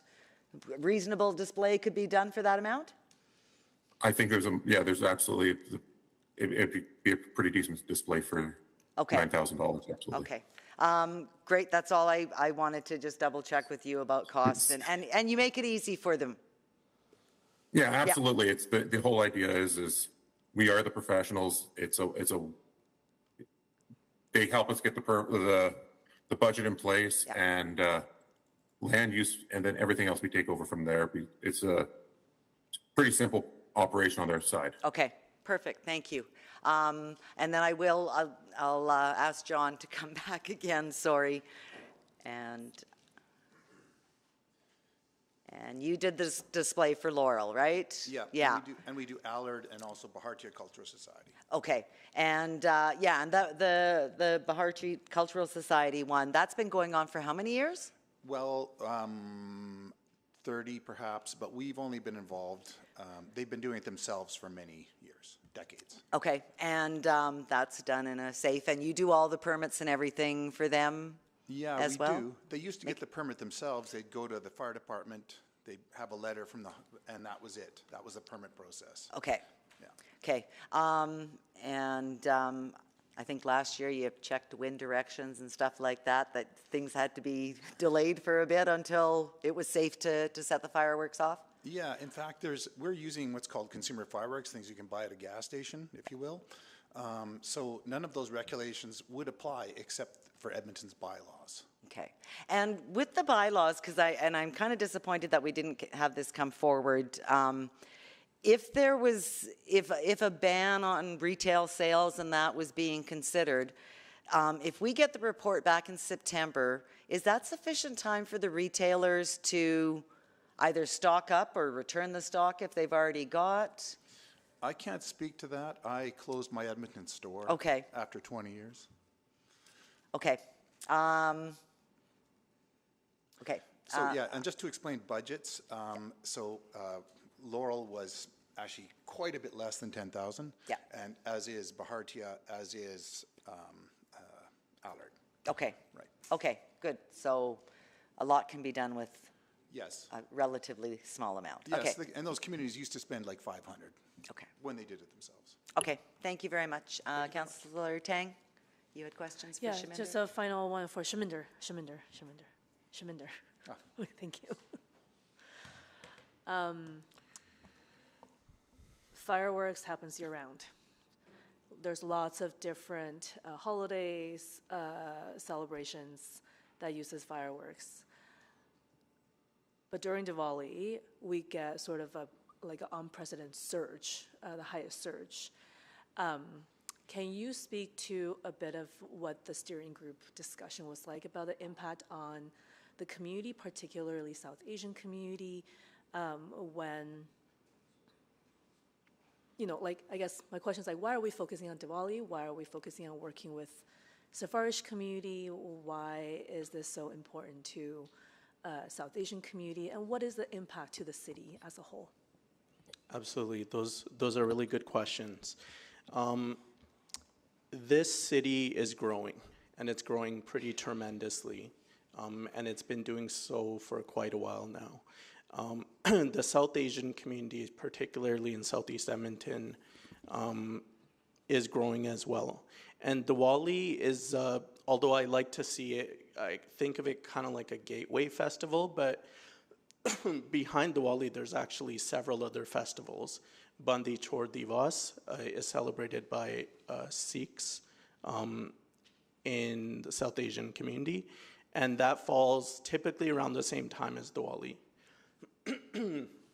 So, we talk about Diwali, but there's actually many other festivals that are being celebrated, and it's not, the fireworks are not just for Diwali, they're for the other celebrations as well.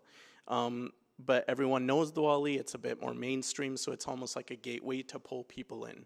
And as you dig deeper, you learn a little bit more about different celebrations and different cultures. So I think it's a story about Edmonton's growth and the fact that we have to do a bit of change management. We have to bring the community alongside with us, and we have to talk about some of these growing pains. One, which is non-compliance for fireworks. I've been to India. I've seen how the fireworks are. It's really fun, but there's not a lot of bylaw officers there. So we do have to do a bit of change management as this city grows. And I think that onus is on the community at large, but also the city council, administration. Why Sephardic? Why the steering committee? For a long time, we've been struggling to build the capacity that's necessary to tackle these issues. And finally, we have that capacity. We have strong support from city administration, the right people in city administration helping us. We have the right mix of youth as well as people who have been here for a very long time on the steering committee. So I just want to ensure, the community wants to ensure that we don't let that opportunity slip by. So that's something we're focused on. Yeah, and I think very importantly, over the years, I've certainly seen commentary in social media in particular that really has taken a very nasty turn. Lots of anti-South Asian hate and discrimination in some of those forums. And it sounds like this opportunity you're talking about is really how can we work better together to address some of that. And to me, this is why this initiative kind of really came in response to that as well. Absolutely. It's a way to build a bridge to the broader community and say welcome. Everyone's welcome. This is an inclusive festival. It's not necessarily a religious festival at all. Mm-hmm. It's very secular indeed. It's just about light. The victory of light over darkness, and anyone can participate in that. So we just want to make sure that we open it up. This celebration is about Edmontonians at large just as much as it is about the South Asian community, and we just want people to know that. Awesome, thank you. And so just so I'm clear, going into questions to administration after lunch, you would not support what's in the report right now, which is option 2, and working with community to build up to this much larger scale event next year. You will offer a medium scale, more scaled down version, working with administration for November 8th. Absolutely, and that's option 1, I believe. Yeah. Okay, thank you. And I think the timing is pretty tight on that as well, but thank you. Okay, thank you very much, Councillor Tang. Thank you very much, speakers. Thank you. We do have 5 minutes before lunch. Go ahead. Go ahead. Councillor Tang, go ahead. Go ahead. Maybe just for 5 minutes, can you just speak, before I get into some of the questions around data, can you just kind of speak to some of these options and what did you think about community members' like proposal, rather than going all the way to the scale of a full day festival and ton of resources into it? What could be like a medium scale down compromise? Maybe I'll just kick off the response that we do appreciate the community being innovative and thoughtful about how to produce an event that is within their fundraising capacity.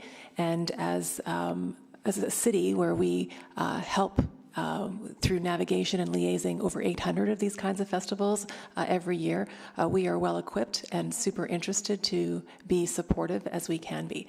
Maybe I'll pass it over to Julie, who might want to speak a bit more about the production side of these kinds of festivals. Thanks, Jen. Yeah, like Jen said, we're more than happy to work with the community on what they want to do. Our up to 110,000 really was based on an existing festival, which you're probably familiar with at this location, that wants to do fireworks. So the size, scope, and scale depends on what they want to do. There's some information in the attachment that talks about a Diwali shuttle.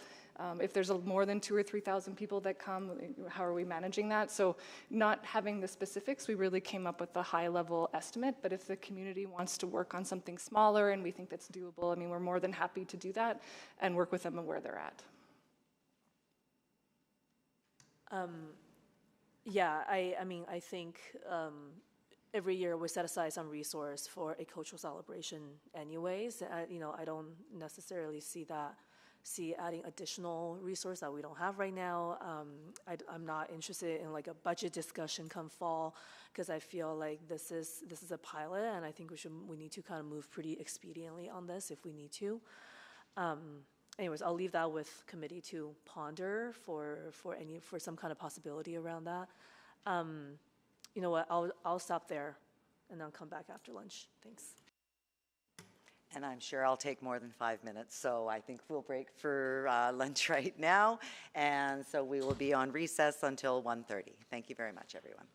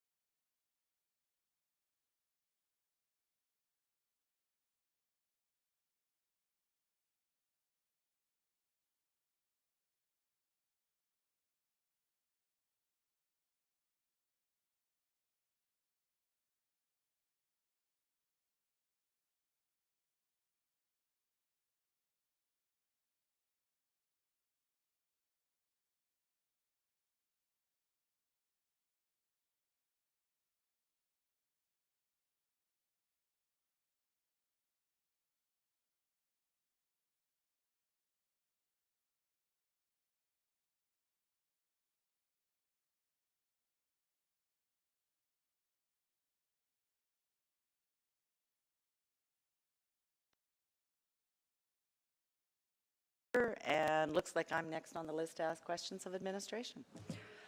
So I will do that. I'm just wondering what sort of data that we have as far as concerns from residents as far as 911 calls, 311 calls, and how that has changed over time. I believe David Jones is on the call and he can respond to those numbers, please. Yes, hi, thanks for the question. This will be attached to the second part of the report, but what I can tell you is since 2020, we've had a 1,400% increase in 311 complaints on fireworks coming to the community standards team. We obviously work in connection with the EFRS team. When they get dispatched, their dispatch contacts us as well, and we co-dispatch to these complaints. Now, what does 1,400% actually mean? To give you an idea, in 2020, we had 27 complaints. And last year, 2025, we had just over 400 complaints. So a pretty significant increase. And they're largely concentrated in and around specific holidays throughout the year. Okay, so not just Diwali, but other Canada Day, New Year's Eve. Yeah, typically we see a few. We see the second largest bump in and around Canada Day. At least we did last year for sure. Yes. And what was that then for Canada Day? I don't have it broken down like that. No, I do. Stand by. 36 in July of 2025. So 36 in July, and there was a total of 400. Yes. So and so do you have the October number for 2025? In October it was 276. Okay, so that is, and do you track like geographical area? We do. I don't have that at my disposal right at the moment. Okay, but we can certainly have that available for the report in September. Okay, yeah, and that's, I wish we'd had all this information together. But in 2020, you said there was 27, and that's right after some things changed, is that right? It's since we've made these bylaw changes that we've had an increase in the number of calls? Well, my team pulled our 2020 to 2025 stats. We can go back and look further into our history. Okay. I see Justin online from Fire. I'm not sure, Justin, if you have any numbers going back before 2020. No, thanks, David. We did the same data poll 2020 to 2025 specifically for us because fireworks changed how they were regulated in 2019. They were taken out of the National Fire Code. And so that's when we started to implement our own municipal bylaws. But for EFRS specific, what I can tell you is between 2020 to 2025, our emergency comms center received 1,201 calls related to fireworks. We dispatched 966 EFRS units and responded to 518 events. So what does that mean year by year? We're seeing an increase, 215% from 2020 to 2025. So we had about 100 calls to our emergency dispatch center in 2020, and that increased to 315 last year. And if I was to tap into specific events, what I would say is those are our total numbers for all fireworks related calls each year. We are seeing an increase in calls specific to fireworks around October and November. In 2022, they were about 30% of the calls. In 2023, 51%. And now they've kind of settled at 65 and 64% in 24 and 25. Okay, so I'm just trying to see if the few community events that have happened, whether or not that has had an impact in reducing the number of calls, but doesn't seem to have. But there was only a couple community events. I'll go to Councillor Tang next. Thank you. Thanks very much, Justin. Yeah, thanks for that recap. Did you say it was increase of 215% over that 5 years? Yeah, for calls to our emergency dispatch center, it is. And in 2025 alone, what that means is 157 of our units were dispatched to 73 events, which represents 628 firefighters on those units and firefighters that are not available to respond to life-threatening emergencies if they're at nuisance calls. Okay, great. No, thank you. I was starting to ask about this with the speakers, but I'm wondering if you have some concrete numbers. I think in the past few years, Brampton has often come up as a sort of, a city that has banned consumer fireworks in residential areas. The city puts on a centralized event, and I think it's been a few years now. Do you have a sense of their numbers in terms of did that particular initiative help reduce costs for service? I can just chime in, and if from a bylaw, it's a little bit different bylaw enforcement from emergency services, but some quick Google searches showed that, let's just talk about 2025, between October 17th to the 22nd, even with their current state and their events, and they had about 3,000 bylaw complaints, and they had about 1,500 that were specifically tied to fireworks. And so moving into Canada Day this year, I know they've ramped up they're going to be ramping up big checks prior to their Canada Day festival and increasing enforcement. So I feel like although some of their total numbers might be down year over year, it's still a significant problem that led to significant enforcement actions last year specifically. And last year with Diwali, you mean?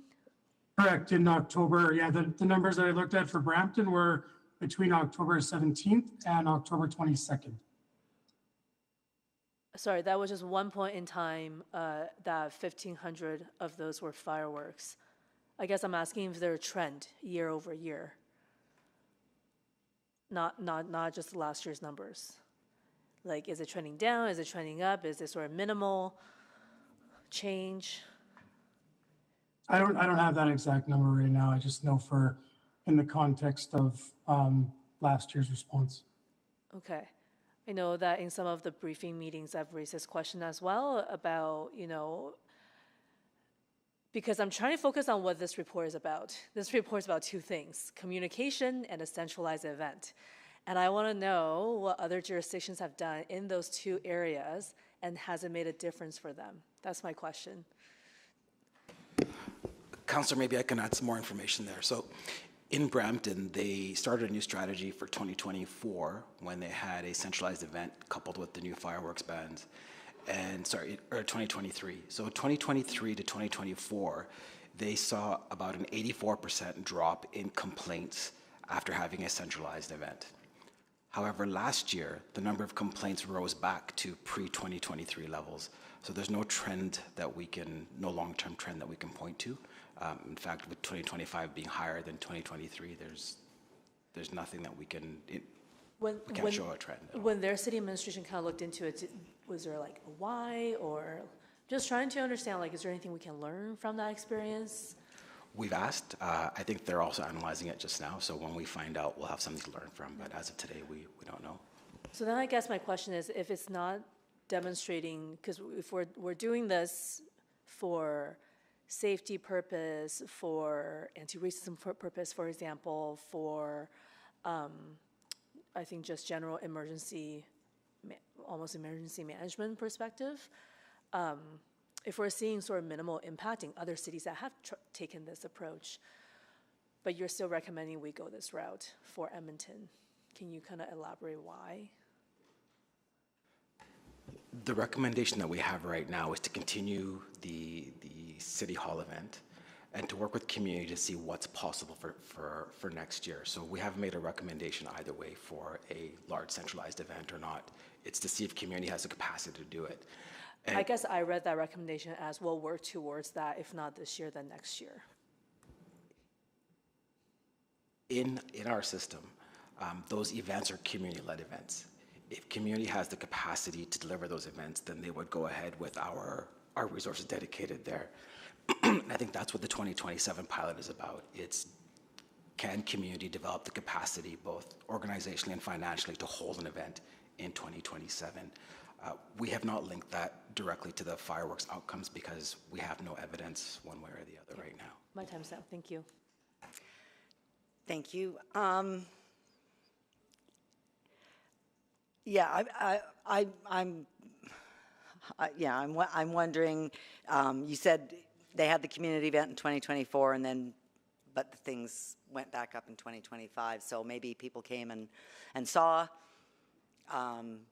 didn't necessarily like the experience, I don't know, and then decided to go back to their neighborhoods. I'm wondering, could we, instead of starting big with a $110,000 event, can we use the funds that have been reallocated or available to start small? And so I've already, I've had some of my community leagues say that they're already looking at doing Diwali events. Can we help them with that?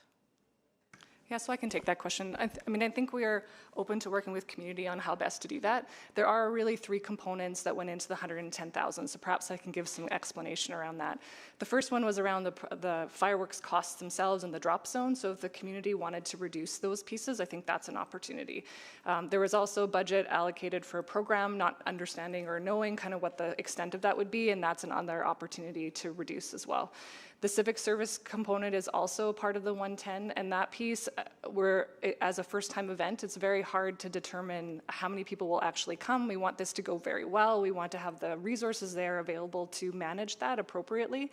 So there are typically road closures, there are typically police that manage the intersections, the pedestrian flow, et cetera. So it's on those pieces that I'm hesitant to say, I don't think we can do any of that because we want to make sure this goes really well as a first-time event and really are not sure how many people will come. I know the community is looking at 2,000 to 3,000, but I feel like this could be much higher than that depending on how wide and expansive the marketing goes. Yeah, so if we didn't need road closures, if we did do smaller community events scattered throughout those communities that want to have them, we could save money on those road closures and those city services. And, the cost of the fireworks event themselves. I know some communities that recently have done it, for $5,000 or $6,000 or $7,000. So I do just want to ask about the dollars.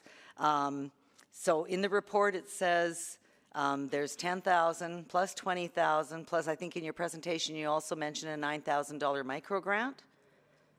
Yeah, so it's 20,000 from the anti-racism program. Yeah. They've also received 9,000 from the micro grant, and that's so the 29 total. And I think Latif also talked about some capacity building for the option 3 for 10,000 there, I believe. And what would it be to do sort of a recognition event at City Hall? The City Hall event costs about $20,000. The ones that we've had for the past 2 years. Okay, but I thought the report said there was 10,000, a one-time investment from the anti-racism budget of 10,000, and then the city will redirect 20,000 to support the fireworks show. Yeah, I can clarify that. So the 20,000 comes from the anti-racism budget to help community mainstream the event however they choose. The 10,000 one time over 2026, 2027 would be to help community build capacity, whether it's hiring an event planner, hosting community town halls, whatever they need to be able to organize and plan a solid 2027 event of their choosing. But is that the 9,000 micro grant you're talking about? So then there's 9,000 as well. Correct. So there would be like $19,000 for a few communities to do their own event if they wanted to. The 9,000 has been given to the Safarish network themselves for this event. So if Safarish wanted to help communities or work with others, they could do so. Own, okay. Okay. As far as the communication plan goes, I think it's way better than it has been. Rather than just saying, know the rules, you're actually telling them what the rules are on those, on that signage. So thank you for enhancing that. I wanted to ask maybe Justin, but I don't have enough time right now, but I'll come back. I just want to know about property and personal injuries and that have happened. Thank you. Councillor Tang? I know that for the communication, there was a lot of like mention around translation, but the report also said a lot of the materials previously was already translated, right? We're just having translate more stuff? Yeah, we'll be looking at translating potentially radio advertisements. So that's what the reallocated 25,000 would go towards. And as well as all the toolkits and road signage that we have. So all this will need to be ready by September then? Correct, yeah. Okay, so I'm actually really glad we're talking about this now, so you at least will have the direction to get that ready. So 8 weeks out from the event. Yeah, I think maybe I'll just share sort of some thoughts about, I'm not on committee, but maybe where like I would like this to see this going, you know, kind of,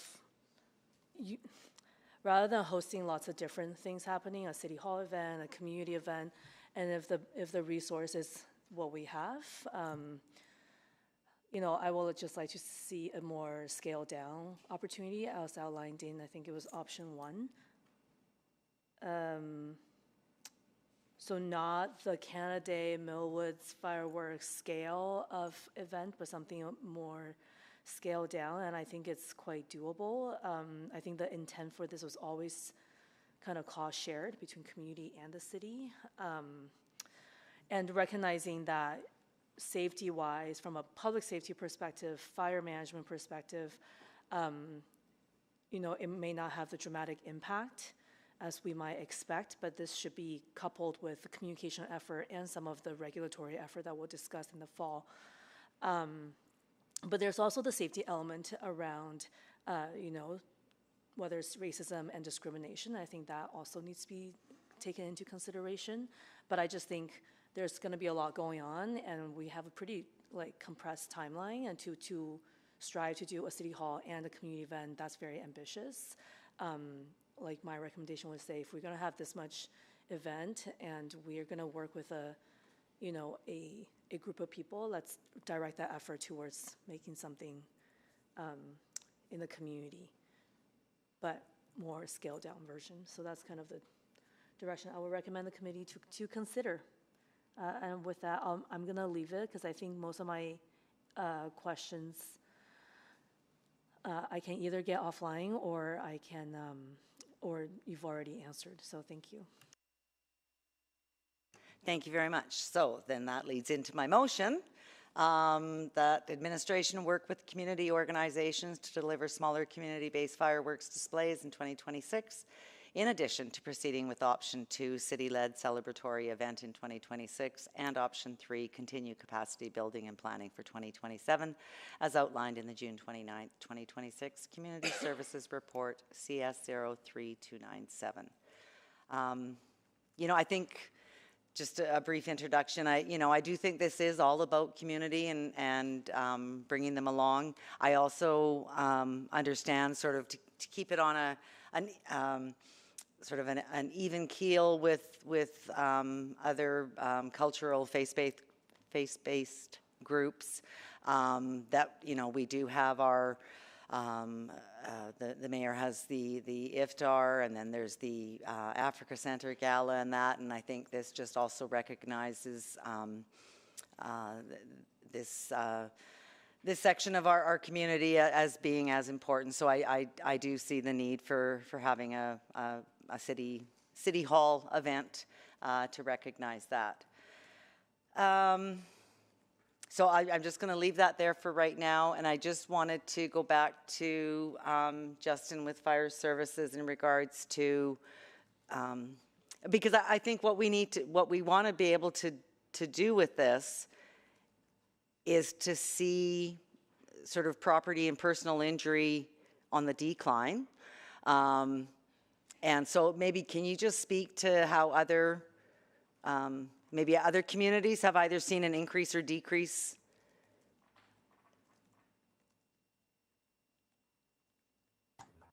Sorry, and thank you, Councillor. An increase or decrease in property or personal injury. And I don't know if you have those stats, because I know that's more of a healthcare kind of thing, but if there's any light you can shed. Yeah, I think that what I would say is that, you know, the transition to our professional permitting design was to reduce injuries and protect property. And we are still seeing some significant events tied to the illegal use of fireworks without a permit. When we're scanning different provincial jurisdictions, for example, Saskatchewan public safety, there's still a significant amount of burns and eye injuries related to fireworks related injuries. So I think that what we've done here in Edmonton is we have appropriate steps in place to ensure that certified professionals are taking care of these shows. They have the expertise to submit the proper site plans. They understand fallout zones. They understand site remediation after the fact. If there's a dud in the middle of their shoot, they also understand what to do. Where somebody that's not trained and understands might go up and peer down the barrel of the firework that's waiting to discharge. We have a really comprehensive network of things that we do here in Edmonton to minimize that damage, that risk, and we're slowly seeing it. But we still have a concern with people being able to purchase products at a variety of areas and then not understand what they've purchased and what they're going to do with it. So I think in general, we're still seeing across the board fireworks calls around just holiday celebrations are still on the rise. And we need to change some of our tactics, which are outlined here in the report with communications and potential events, and working with our partners in the Surfish Network on different networking opportunities. But for our next report, Part B, that comes back, we'll try to do a little bit more digging into what's worked and what hasn't worked, and how that's guiding our recommendations for regulations and controls. Okay, and that'll provide a jurisdictional scan of, I guess, maybe not just larger cities, but even our surrounding regional partners. I know when we talked about this about 4 years ago, there was, you know, it was indicated that there's no sense, you know, banning sales because people can still get them online, and other communities were still selling them. Is that still the case? Are our regional municipalities still selling fireworks, or have they outright banned them? I would suggest there's an update coming with that. It does seem like we're a bit of an outlier with respect to permissibility compared to some of our partners. So all of that will be in the second phase of this report with respect to, as you're suggesting, major municipalities across the country, but also just with our regional partners. Okay, and okay, I'll leave it at that. Councillor Rutherford, do you have questions? Yes, I do. Thank you. I just wanted to get a sense of, and maybe I'll go to the mover first. Sorry, what's different in your motion to what the report says? So the report says that their actions, next steps are doing the communications, doing a central event, and then working on capacity building going forward. It seems very similar, except that your motion also recommends smaller events, which I don't think I saw in the report actually recommended in either option 1, 2, or 3. No, so that is the difference. If we want to, and my thought on this is having the smaller events not only rather than starting big by trying to plan like a Canada Day event, let's start small and see what that does, what impact that has, by having it sort of more community focused, where people don't have to you know, drive somewhere and have to park. Maybe they can just view the fireworks from outside their own homes in the areas you know, where they would normally be setting them off themselves, and make it, you know, bring people more together, I think, because that was supposed to be one of the sort of the objectives of this, was to sort of a time for community to gather. I guess, okay, I guess I'll go to administration, because the way I read this is we're still having a big event, but go and also do smaller events in 2026. And I'm just wondering about the budgetary implications of that.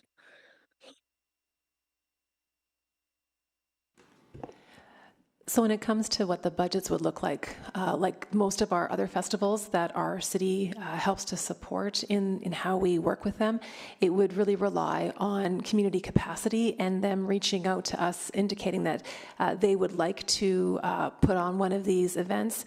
And depending on the scale, us determining what kind of permits would be required and how many of our civic event partners and processes would be brought into play. So I guess I'm just even more confused, because if the motion says that administration work with community organizations to deliver smaller community-based firework displays in 2026. And if without that direction, you would have denied any request for community-based firework displays?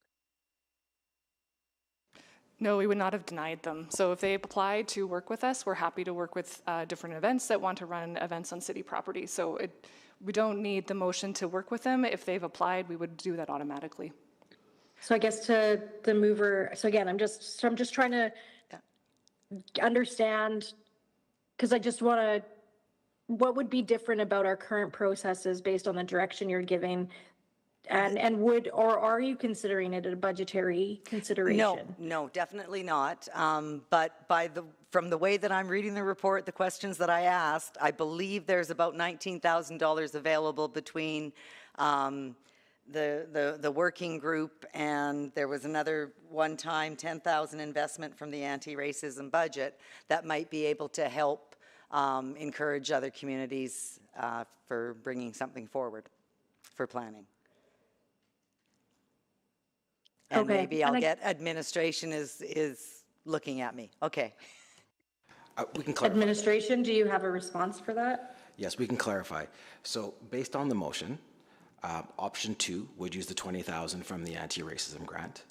Option 3 would use the one-time $10,000 for capacity building and helping them prepare for 2027. The $9,000 for the civic events micro grant, that goes directly to Safarish for an event. So it's not, it could be facilitated by us or not facilitated by us. It could be a small event, a contribution to a larger event. That's for their event. So there are no currently identified additional dollars for the package. So I'm just trying to get to the point of like, okay, if this motion on the floor is approved today by committee, what do you go away and do differently?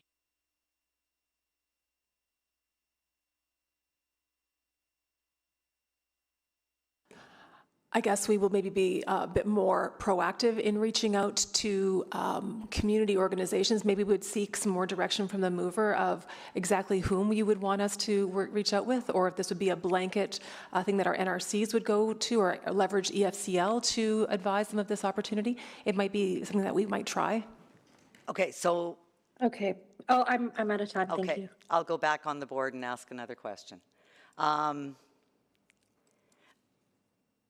Okay, so I didn't understand that the 10,000 was for planning for 2027. So then I might want to amend my my motion to delete option 3. And then based on the results of smaller community events, like I said, start small and work big rather than working big and work backwards. And I don't know whether I'm looking to the representative from the working group back there to see if that's something that they would be interested in, but I cannot ask them. Well, I think that I heard him say that they are looking at something smaller than what was thought about in option 3. Again, in absence of that information, we gave our best idea of what that could look like if big was what you wanted. But I'm hearing from community that they're thinking more modest. They're thinking that they have the capacity for some fundraising and that they will create an event commensurate with the dollars they can raise. So in lieu of that, I feel quite a bit of confidence that working closely with them, we can ensure that they create an event that they're comfortable with. One event. Okay. Yes, one event. Are there micro grants available then for community leagues, like I said, that have already been talking about holding these events? Are there some available still? But I think you said those were cut off. Yeah, so the festival event microgrant has done one intake, and that's all the dollars have been allocated. That said, there is a connections with our neighborhood services. They do have a connections grant. The next intake, I believe, is November, so it would be finding out about whether they were awarded a grant after their event. But there is some additional funding from a neighborhood services perspective for later this year. Okay, but they won't know about it till after. That's so correct. For some of those communities that that's correct don't have big bank accounts, that would be difficult for them.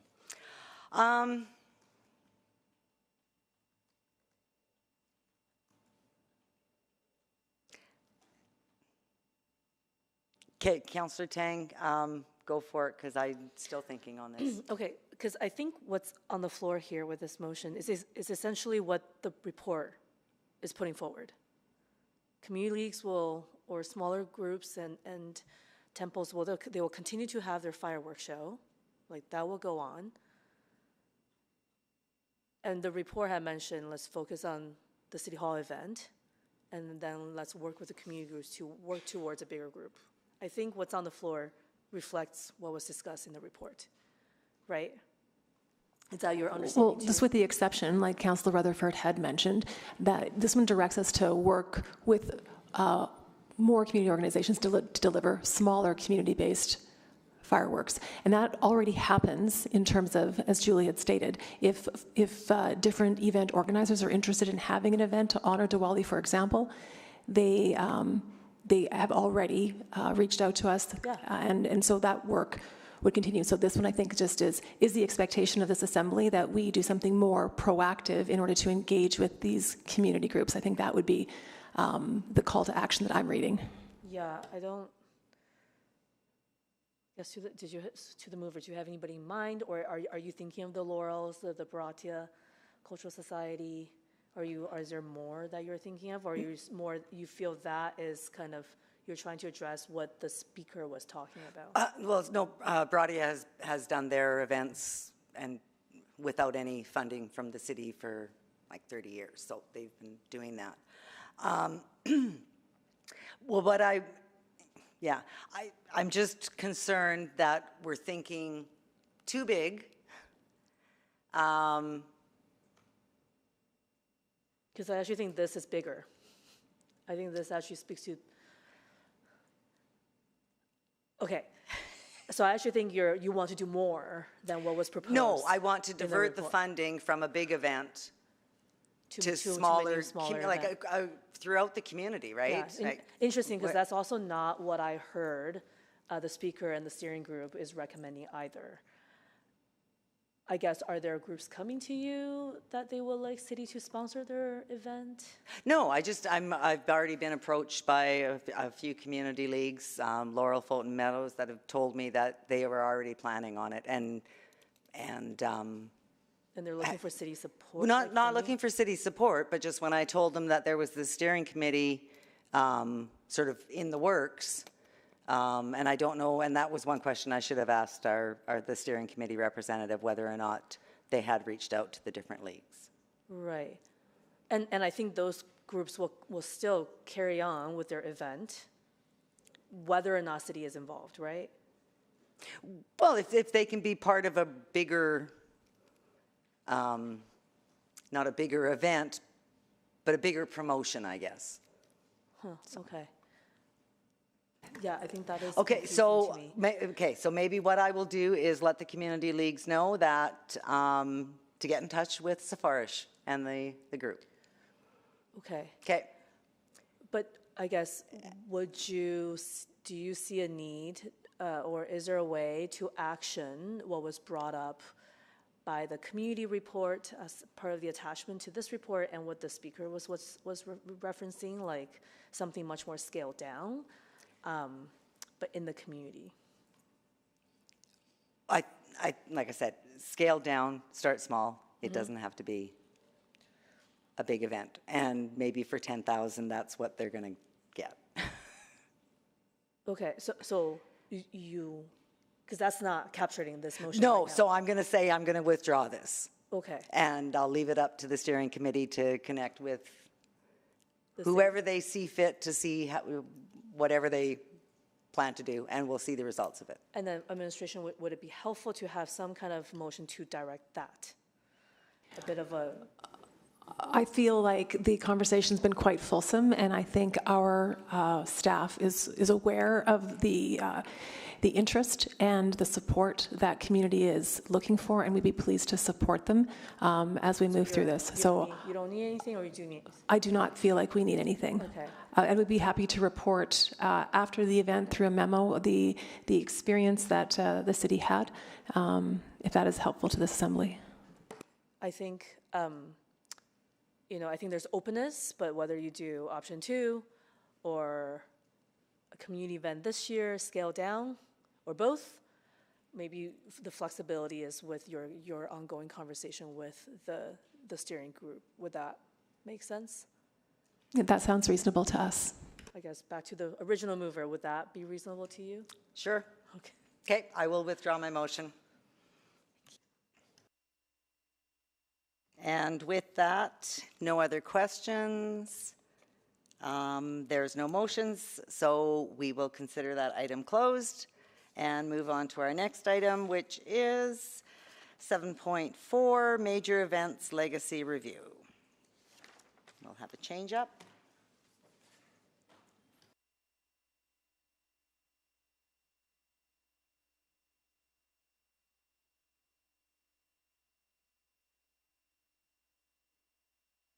And when you're ready, you can go ahead.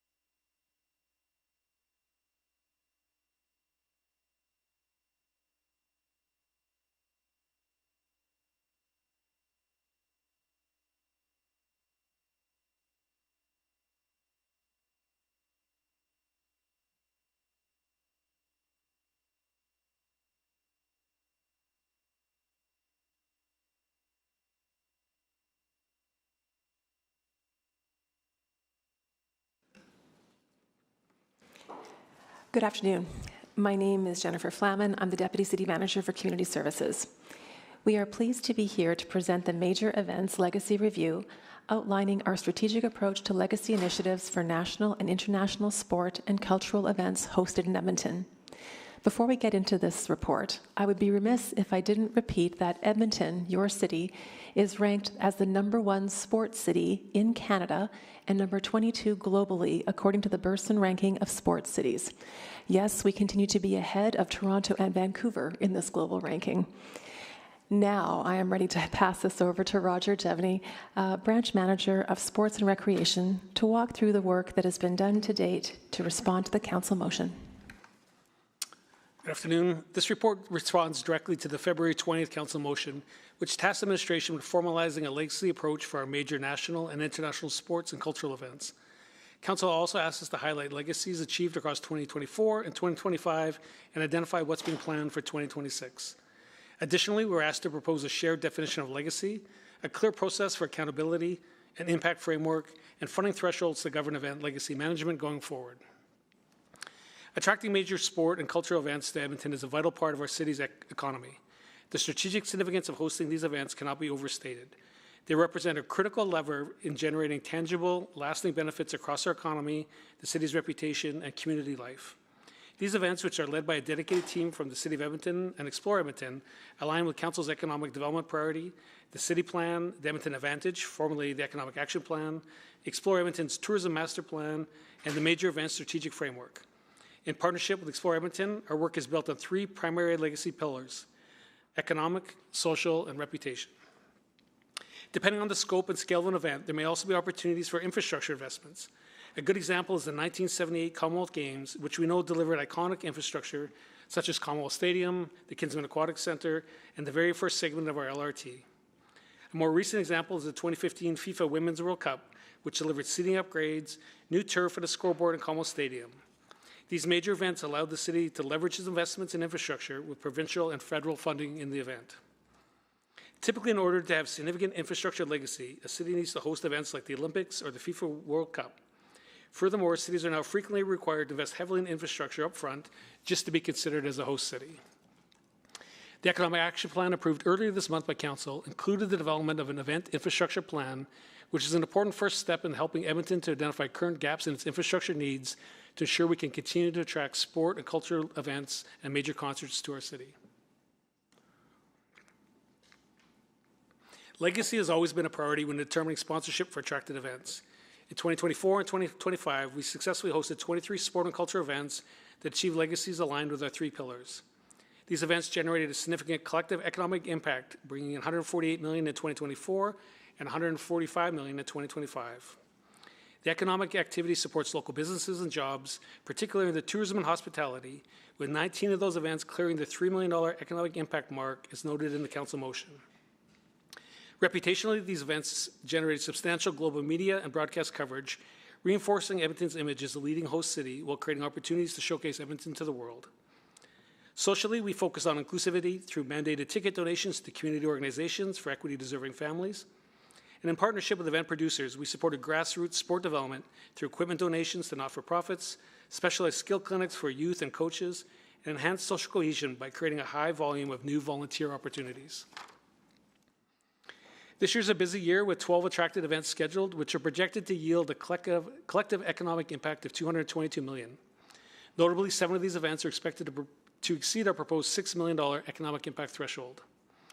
Of these events, 10 also provide significant opportunities to showcase Edmonton nationally and globally through broadcast and live streaming. Most notably, the World Junior Hockey Championships, starting in December, are expected to be watched by 100 million people around the world and 13.5 million Canadians. For the past several years, we've enhanced legacy efforts focused on social and community impact. Every attracted event in 2026 will provide community benefit. For instance, the CPKC Women's Open is partnering to raise over $3.9 million for the Stollery Children's Hospital Pediatric Cardiac Program. The IAAF World Juniors will advance food rescue and waste reduction partnerships, continuing efforts to successfully recover 20,000 meals for local shelters. Furthermore, the World Rugby Nations Cup will focus heavily on grassroots efforts, including a 50% increase in the free ticket program for Indigenous youth and hosting a dedicated youth clinic in partnership with the Indigenous Sport Council of Alberta. In response to the council motion, the team has begun work on a legacy framework that will confirm how we define, implement, and manage legacy efforts going forward. Essentially, we're defining legacy as the substantial and measurable positive impact that lasts well beyond the event itself. We're still in the process of developing the framework, but we expect that it will categorize the impact into 4 specific areas: social, economic, reputation, and infrastructure, which is in alignment with our current event policy. Social legacy covers the community benefits like increased volunteerism and ticket donations. Economic legacy tracks the financial returns like job creation and tourism revenue. Reputation focuses on the broadcast visibility to enhance our city's global brand identity. And infrastructure legacy, such as new venues or transportation links, is typically realized only in mega-level events, such as the FIFA World Cup, that will pull in significant multi-governmental investment, including significant municipal investment. Legacy oversight cannot rest on one entity. It's a shared responsibility among city partners, including the city, Explore Edmonton, and Sport Edmonton, as well as events rights holders and other partners such as the Oilers Entertainment Group, the Edmonton Elks, and local sporting groups. To formalize these accountabilities, the framework will include a RACI chart that details who's responsible for what. Under this scope, formal legacy plans and reports will be required for events generating $6 million or more in total economic impact. This framework will apply to Tier 3 events. For reference, that's 21 of the 31 events hosted in 2024 and 25 surpassed the $6 million economic impact threshold. As noted before, it's our standard practice to require legacy outcomes in all sponsorship agreements, and we will continue to do so, but as part of a framework with right holders whose events generate more than $6 million in total economic impact, they'll be required to submit formal legacy plans and to report on outcomes. It's worth noting that many other Canadian cities, such as Calgary, Halifax, Mississauga, St. John's, currently do not have formal prescribed legacy policies and often negotiate initiatives after the bid is awarded, positioning Edmonton as a leader in this space. As part of the city sponsorship, we expect that events right holders will use a portion of that funding to support legacy efforts. However, if Council desires, administration is prepared to reallocate a portion of the existing resources to complement legacy efforts of rights holders. The funding will directly support the framework's ongoing development and help champion community legacy efforts, while still ensuring that our priorities to attract events and support a Council's economic development priority. Moving forward, our immediate next steps include deeper engagement with targeted stakeholders, including rights holders and local sports organizations. We look to have the framework fully finished by the end of 2026, with formal implementation scheduled to begin in 2027.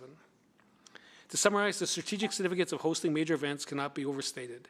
They drive economic activity, they enhance our global reputation, build a more vibrant community, support sport growth, and can accelerate the long-term infrastructure benefits that align with the scope and scale of the events that the city invests in. Thank you for your time. We'll be happy to answer any questions after the speakers. Thank you very much. And so moving to our speakers, we have Evan Dom with Sport Edmonton. Podium is yours. Good afternoon, councillors, city administration, and all those attending here in person and online. My name is Evan Dom, CEO of Sport Edmonton. As the city's civic agency responsible for helping create a more connected and effective local sports sector, I'm here today speaking in support of Edmonton increasing our focus on being a national leader in prioritizing sport event hosting legacies, which can be achieved in part by a strong and clear role for Sport Edmonton. First off, I'd like to thank Councillor Clark for sparking this important conversation with his motion earlier this year. As you'll see in the report, Edmonton has a reputation as a strong sports city. And while many of the headlines go to our outstanding track record of hosting major sporting events, it's important for us to remember that the foundation for our place as a sports city owes to our ongoing commitment to creating the supports needed for success from playground to podium. Second, I'd like to thank City Administration for the work that went into this report and including Sport Edmonton in the conversations leading up to today. It's clear that we share the same collective vision for our city in sport and recreation, which at its core is about making Edmonton a place where sport is part of the fabric of our community. As outlined in the report, Edmonton has a long history of hosting international and national level events that bring great benefits to our city, whether it be the enduring legacy of the 1978 Commonwealth Games or our city's extensive and impressive track record of hosting triathlon events. Edmontonians of all ages continue to experience the tremendous benefits of hosting sport events that leave something meaningful behind. These benefits most simply make Edmonton a better place to live, work, and play, as they provide opportunities that in many cases only sport can provide. And while the legacies of past events are clear, a great opportunity remains for Edmonton to benefit even more from a coordinated approach to developing a continued legacy from our place as one of Canada's truly great sports cities. Collectively, we have the opportunity to become the first municipality in the country to develop a clear sport event hosting legacy framework. Once established, this framework will not only continue to help Edmonton to continue to attract great events and deliver measurable benefits, it will become a competitive advantage for our city by signaling our ongoing commitment to being a true sport city. Central to any successful legacy framework will be an empowered Sport Edmonton. We are ready to work together with the city, Explore Edmonton, and other partners to ensure that legacy initiatives are brought to life, ensuring our ambition to create a better city through sport can be achieved. As part of Sport Edmonton's ongoing evolution, we stand at the intersection of sport and community and are uniquely positioned to help make sure any legacy funds deliver lasting, tangible benefits to Edmontonians. This objective can be achieved through Sport Edmonton's support in aligning and empowering local sport organizations and other outstanding community partners, which will ultimately create a more connected, effective, and collaborative sport ecosystem. As we can see from the report, legacy comes in many forms. At Sport Edmonton, we're ready to be empowered by the city, both financially and strategically, to help bring these legacies to life. whether it be better ways to engage volunteers by developing a central sport event volunteer database or working with Sport Edmonton members to develop more programs for kids to play where they live. We're ready, willing, and able to fill the gap, connecting the right organizations to help ensure attracted events are even bigger wins for our city well after the final whistle. At Sport Edmonton, we work across many of the priorities outlined in this report related to sport and recreation. The need for quality infrastructure that can host events and run programming year-round, using sport to deliver social impact and build a sense of community and civic pride, along with prioritizing the economic benefit of hosting sporting events both large and small. With the support of Council, we're ready to step up and meet these needs, both through this legacy framework and more broadly as we continue serving Edmonton's local sport organizations and ultimately all Edmontonians. Thank you. Thank you very much, Evan. Any questions for our speaker? Councillor Morgan, I think you selected this one. No questions for the speaker. No, you're good. Councillor Clark? Great, thank you, Chair. Mr. Dom, I've got a couple questions for you. You talked about a coordinated approach, kind of the first city in the country, and how that could be a competitive advantage, sort of what's outlined in this report. Can you give me a little more color on that, a little more detail on the benefits of that? Yeah, I think there's a great opportunity here for an organization in Sport Edmonton, working with the city and Explore, like I mentioned, to take legacy from something that's a bit abstract and I think at times an afterthought, and that was alluded to with Roger Jevney's comments about cities sort of discussing those and negotiating the legacies after the fact.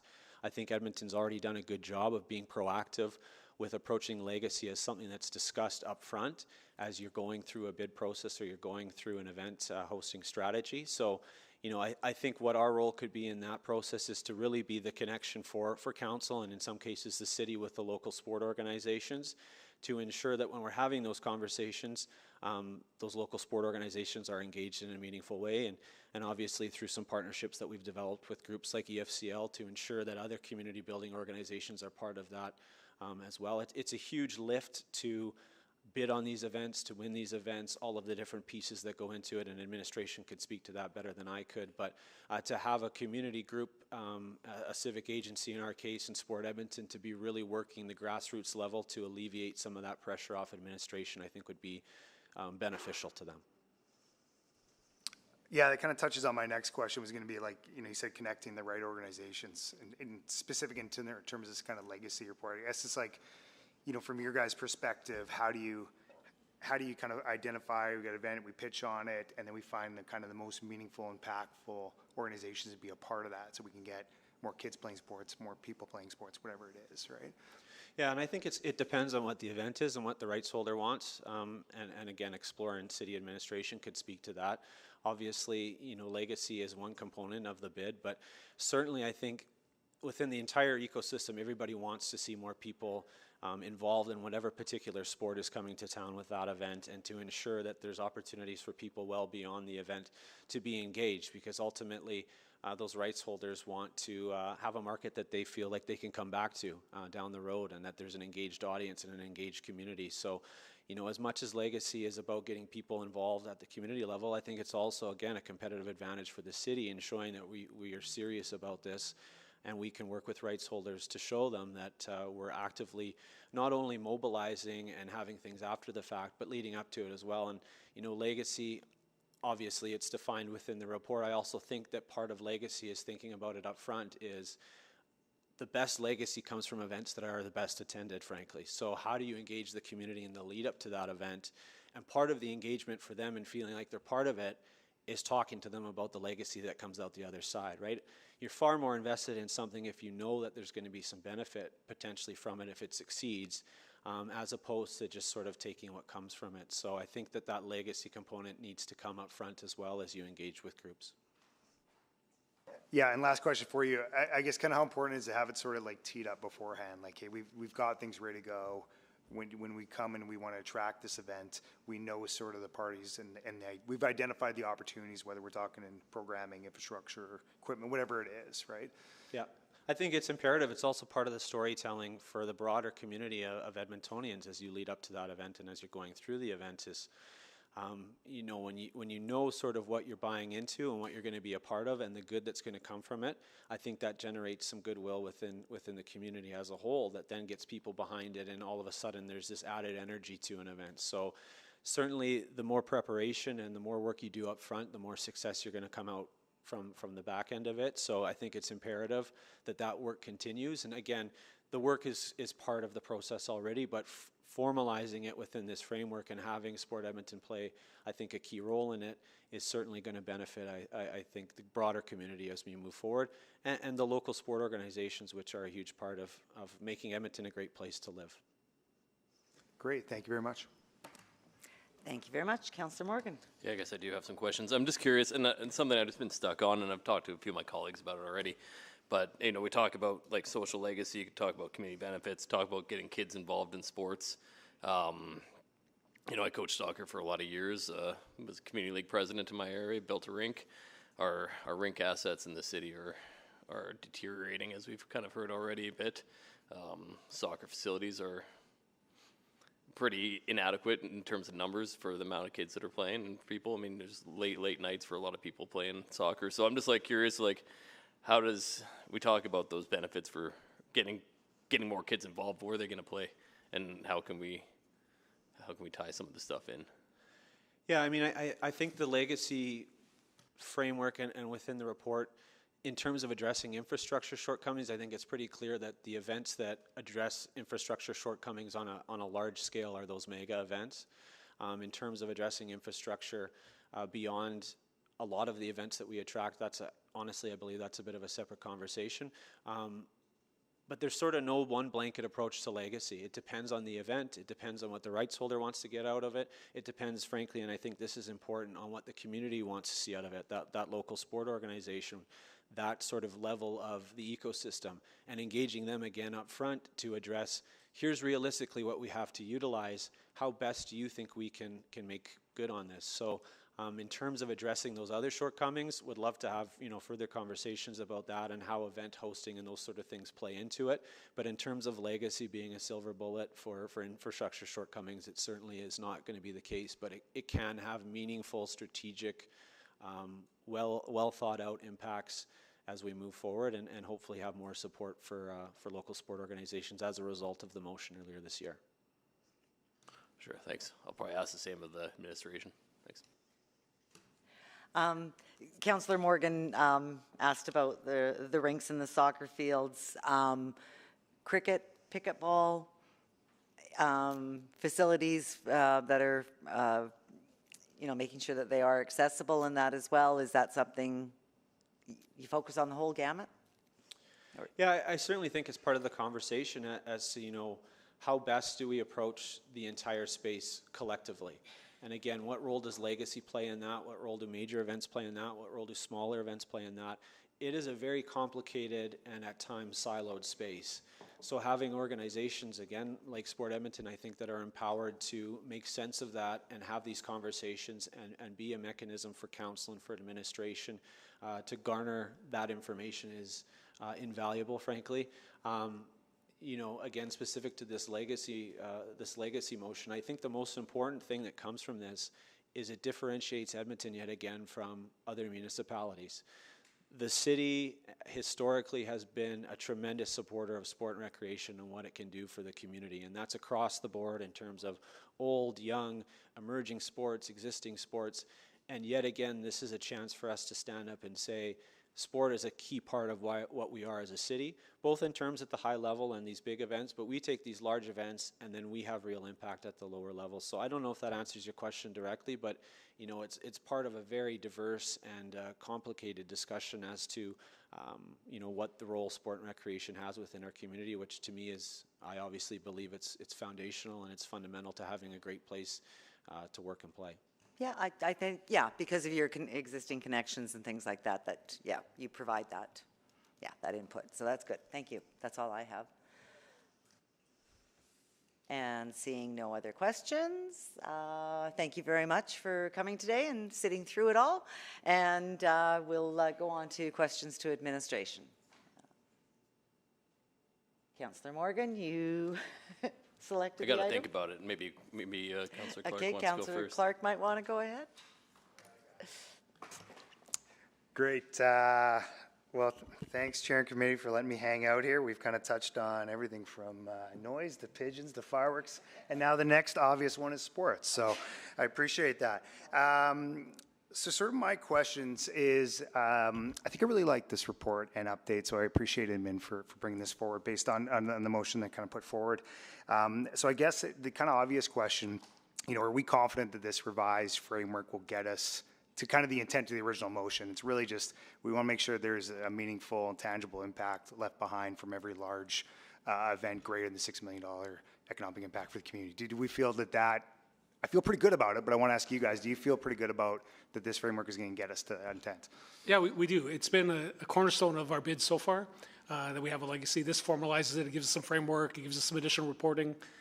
It creates a clear expectation in the community that there will be legacies. So I think it's a good starting point. And I think it takes us from where we were, which I think was pretty good, to a place that's even better, and being clear that we expect some strong legacy outcomes.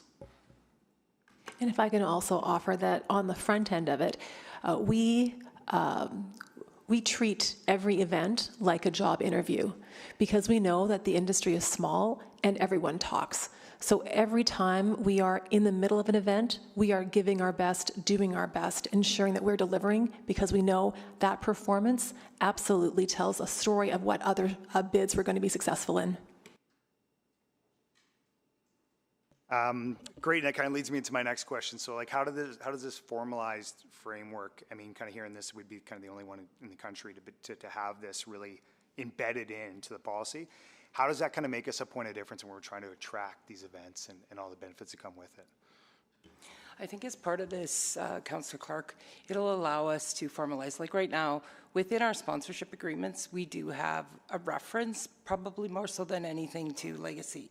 This will actually formalize and it'll basically set the stage for future events that sends a really clear message to events and rights holders that come to us that we do expect a legacy, and so it's actually going to give us something that we're going to be able to go forward and do some really firm measurement on. And in our, we just did some random consultation with 4 other cities in the country, and they didn't have anything like this. So that's really where we're going to probably set a bit of a stage to move forward on. So. Thank you. No, it's good. It's great. I guess kind of when I'm looking at sort of this framework and as we develop it on and talk to everybody and go through it and get it ready for 2027, we kind of touched on it, and Mr. Dom touched on it. Everyone talks about Commonwealth Games and all the stuff that came built from that kind of big event. I guess, like, how will having this framework get us to a place? So let's say we attract one of these big events. Are we going to be kind of more agile and efficient and quick? So if somebody goes, well, I do have a whole bunch of money and I do want to build a new rink, soccer field, facility, stadium, LRT, that we're ready to move on that with this kind of framework. Yeah, I think the readiness to move is more aligned with our rec facility planning overall, understanding where our needs are. We are in the economic action plan, as I mentioned, there was a requirement in there to come up with an events infrastructure plan where we need investments in infrastructure to host events. So I think we'll be ready on that front. Those big events, Councillor Wright talked about cricket pitches. Well, our Commonwealth Games bid had a major cricket grounds included in it, but it had tens of millions of dollars of city funding that was part of that bid. It's not like Commonwealth Games was going to come and deliver all these infrastructure assets. Our money was there to leverage federal and provincial dollars, but they don't come free just because the event's coming. We'd have to be prepared to make our investments in them as well. Yeah, and that's what I'm getting. But having this kind of formalized helps on that end if that becomes an opportunity where the infrastructure, as we all know, is a need, right? Yeah, certainly, it certainly helps. And the challenge would be if it was going to be a significant investment to partner in, we don't have the significant dollars associated with any of the bids we're doing today. And any big bid like that would come back to council for additional resources outside of the current programs, similar to what we did with the FIFA bid or the recent Commonwealth Games bid. Great, thank you. Okay, thank you very much, Councillor Morgan. Yeah, thanks to Councillor Clark there for those questions. Again, I want to know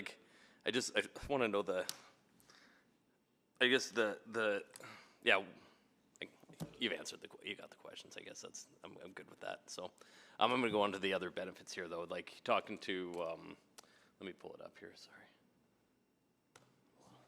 So I guess how are we tying again, I brought up the community rinks in the city. How are we tying like events like the PWH takeover, Canada Soccer event here? How do we tie those into the programs that we've already got going on right now? Like how can we expand that reach to the kids besides just like giving them free tickets? Yeah, it's a tricky question. Maybe one of my colleagues can help me. I mean, those are one-night events. Those one-night events are going to be good for the economy. They're going to have great social benefits in showing professional women's sport or top level, the men's national team right before the FIFA World Cup. But they're one-night events, and they're not going to generate enough revenue to deal with our infrastructure challenges in sport and recreation. Lots of other benefits to come from them. We also want to make sure. I'm not even just talking about like the infrastructure part, but also just like, why are we having like a little like mini soccer tournament alongside the Canada soccer team, or like? We did. Ron and I will jump in. When we hosted the PWHL game, we did do a big thing with Edmonton Female Hockey Alliance. We did the Heritage Classic. It was so cold we had to move it into Fort Hall because the outdoor rink was too cold for those girls to play. So we are trying to do things to amplify the events to make sure that folks are getting engaged in the event, they're participating. But each of those events has limited capacity. We're doing an event, not dozens or hundreds of events across the city. We would need other partners like community leagues or local sport groups to take on doing something within their own membership. But Rhonda can give you some better examples of other ways we've tried to amplify the events. Yeah, thanks. Sorry. Thanks, Councillor Morgan. Yeah, we have done in the past, we've done some things like a really good example came out of, as you know, Edmonton is one of Canada's, if not Canada's, leading triathlon cities. And so when we were working with one of the triathlon events in the early, probably in 2020 and those kinds of things, they developed a school program, right? So they had 10,000 kids go through this school program to teach them, you know, how to run, how to cycle, and how to swim kind of thing, just doing it. And they were really creative. They did it in a school gym, had kids on little trailer, what do you call those, little flat, you know, that you move boxes with. They had them on there just swimming, right? So it's being creative and it's being innovative on those kinds of initiatives. We've done everything from coaching clinics, trying to support the sports sector across, not just focusing on the kids and the athletes, but it's really making sure that the coaches are getting access to these high quality coaching experiences. It's making sure that kids have try-it camps, those kinds of things that we try to do. And lately, something that we've just initiated probably in about the last year is looking at how do we create opportunities for thought leadership opportunities associated with major events. So like when we did the first PWHL takeover tour, we did a breakfast and we had thought leaders coming together with the business community, with with the Edmonton Female Hockey Alliance, with young girls there as table hosts and stuff like that. So just trying to be innovative and trying to continually expand. How are we expanding our reach into the community and looking at working with different areas of the community? So we're constantly trying to challenge ourselves, and we're totally open to new ideas for trying, how do we keep the reach growing? So.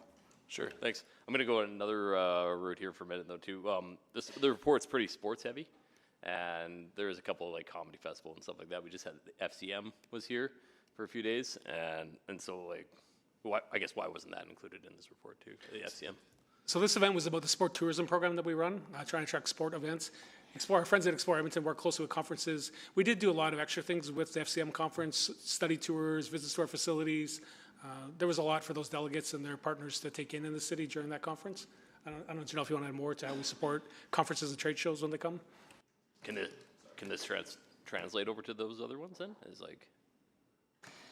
Yeah, there's certainly aspects of how we leverage major sporting events and we transition that into how we leverage meetings and conventions for the city, especially with partnering with Edmonton Global or Unlimited, especially if it aligns with one of our economic sectors. How are we ensuring that we're having, you know, potential FDI clients coming into the city, if it's related to hydrogen. And so for FCM, it was a great partnership with the city of Edmonton and our colleagues here to how we can showcase our city to the folks coming in and make sure that we're demonstrating all the things that the city of Edmonton is leading in.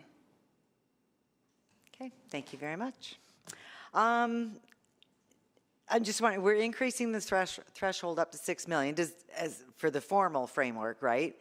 Does that mean we're not going to ask anything for those contract, or for those with under 6 million? No, we will. They're just smaller events, that the legacies will be smaller, they'll be sometimes less formal. It'll be the donation of the equipment after the event to Sports Central or to other sport groups, so we'll still want a legacy, but they're such smaller events to have the big formal program, the submit up front, the outcomes reporting later. It's just an extra layer of administration on those events that we didn't feel was necessary to still achieve smaller outcomes, but still outcomes. Okay, and Rhonda, did you have something else? Yeah, I was just going to say too, like often those smaller events, it's really dealing with the capacity of the event's producer or the rights holders, right? So the bigger ones are groups like Hockey Canada, Golf Canada that do have significant number of staff to be able to really be investing in those opportunities. So it's just that's probably where we set the threshold at a different number than we had talked about, or that was in Councillor Clark's motion. Was we just thought it was probably, and as you saw from the report, 21, I think it was 21 out of 31 of our events in 24. We're over are over it anyhow. So yeah. Yes. Okay, I just didn't want to leave anything on the table. So it's still talked about, but not necessarily required. Okay, perfect. Thank you very much. That is all I have. Any other questions? Okay, there's no motions coming out of this. It is just for information then. So thank you very much for coming, and we'll call that a day on our public reports. But don't leave now, because we've got things coming. Okay, so we have no responses to councillor inquiries. There are no private reports. There are no motions pending, but we do have an inquiry that I overlooked earlier today from Councillor Morgan. So, Councillor Morgan, go ahead. And I forgot it myself. So, yeah, I'd just like to present an inquiry here. Can administration provide a report summarizing the status of work completed to date and in progress on Edmonton's nighttime economy strategy, as outlined in the April 10th, 2024 Urban Planning and Economy Report, UPE 01388. Okay, thank you very much. And that'll come by memo from UPE, right? I sure hope so. Okay, awesome. And then I think we also have a couple notices of motion. Councillor Apologies, may I just confirm, do you want that back as a information report or as a memo? Memo's fine. Memo's fine, okay.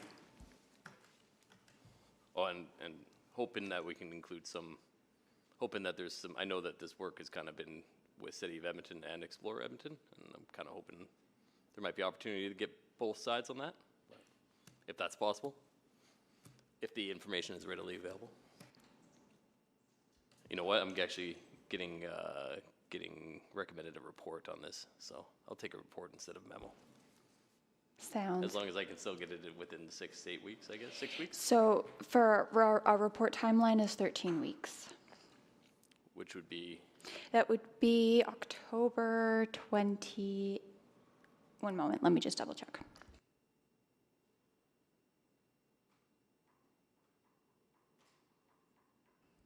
October 19th. Okay, that's in time for budget, right? Yeah, okay, Yep. That's fine. Okay, so we're good with the report coming back by October 19th. Okay, awesome. And then I think Councillor Principe, you had a couple notices of motion?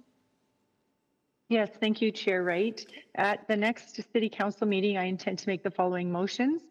Number one, that administration provide a report outlining economic development impacts and opportunities related to the Canadian Armed Forces base and broader defense sector within the Edmonton region, as well as the current city supports and recognition available for military families and veterans.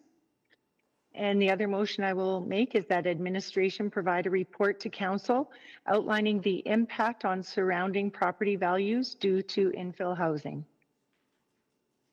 Okay, thank you very much. And those will be made at City Council meeting? At the next City Council. Okay, and that's July 7th, 8th. Okay. Thank you very much. Okay, seeing no other, I'll just check my G-chat to make sure. No other notices of motion. We are adjourned. Thank you all.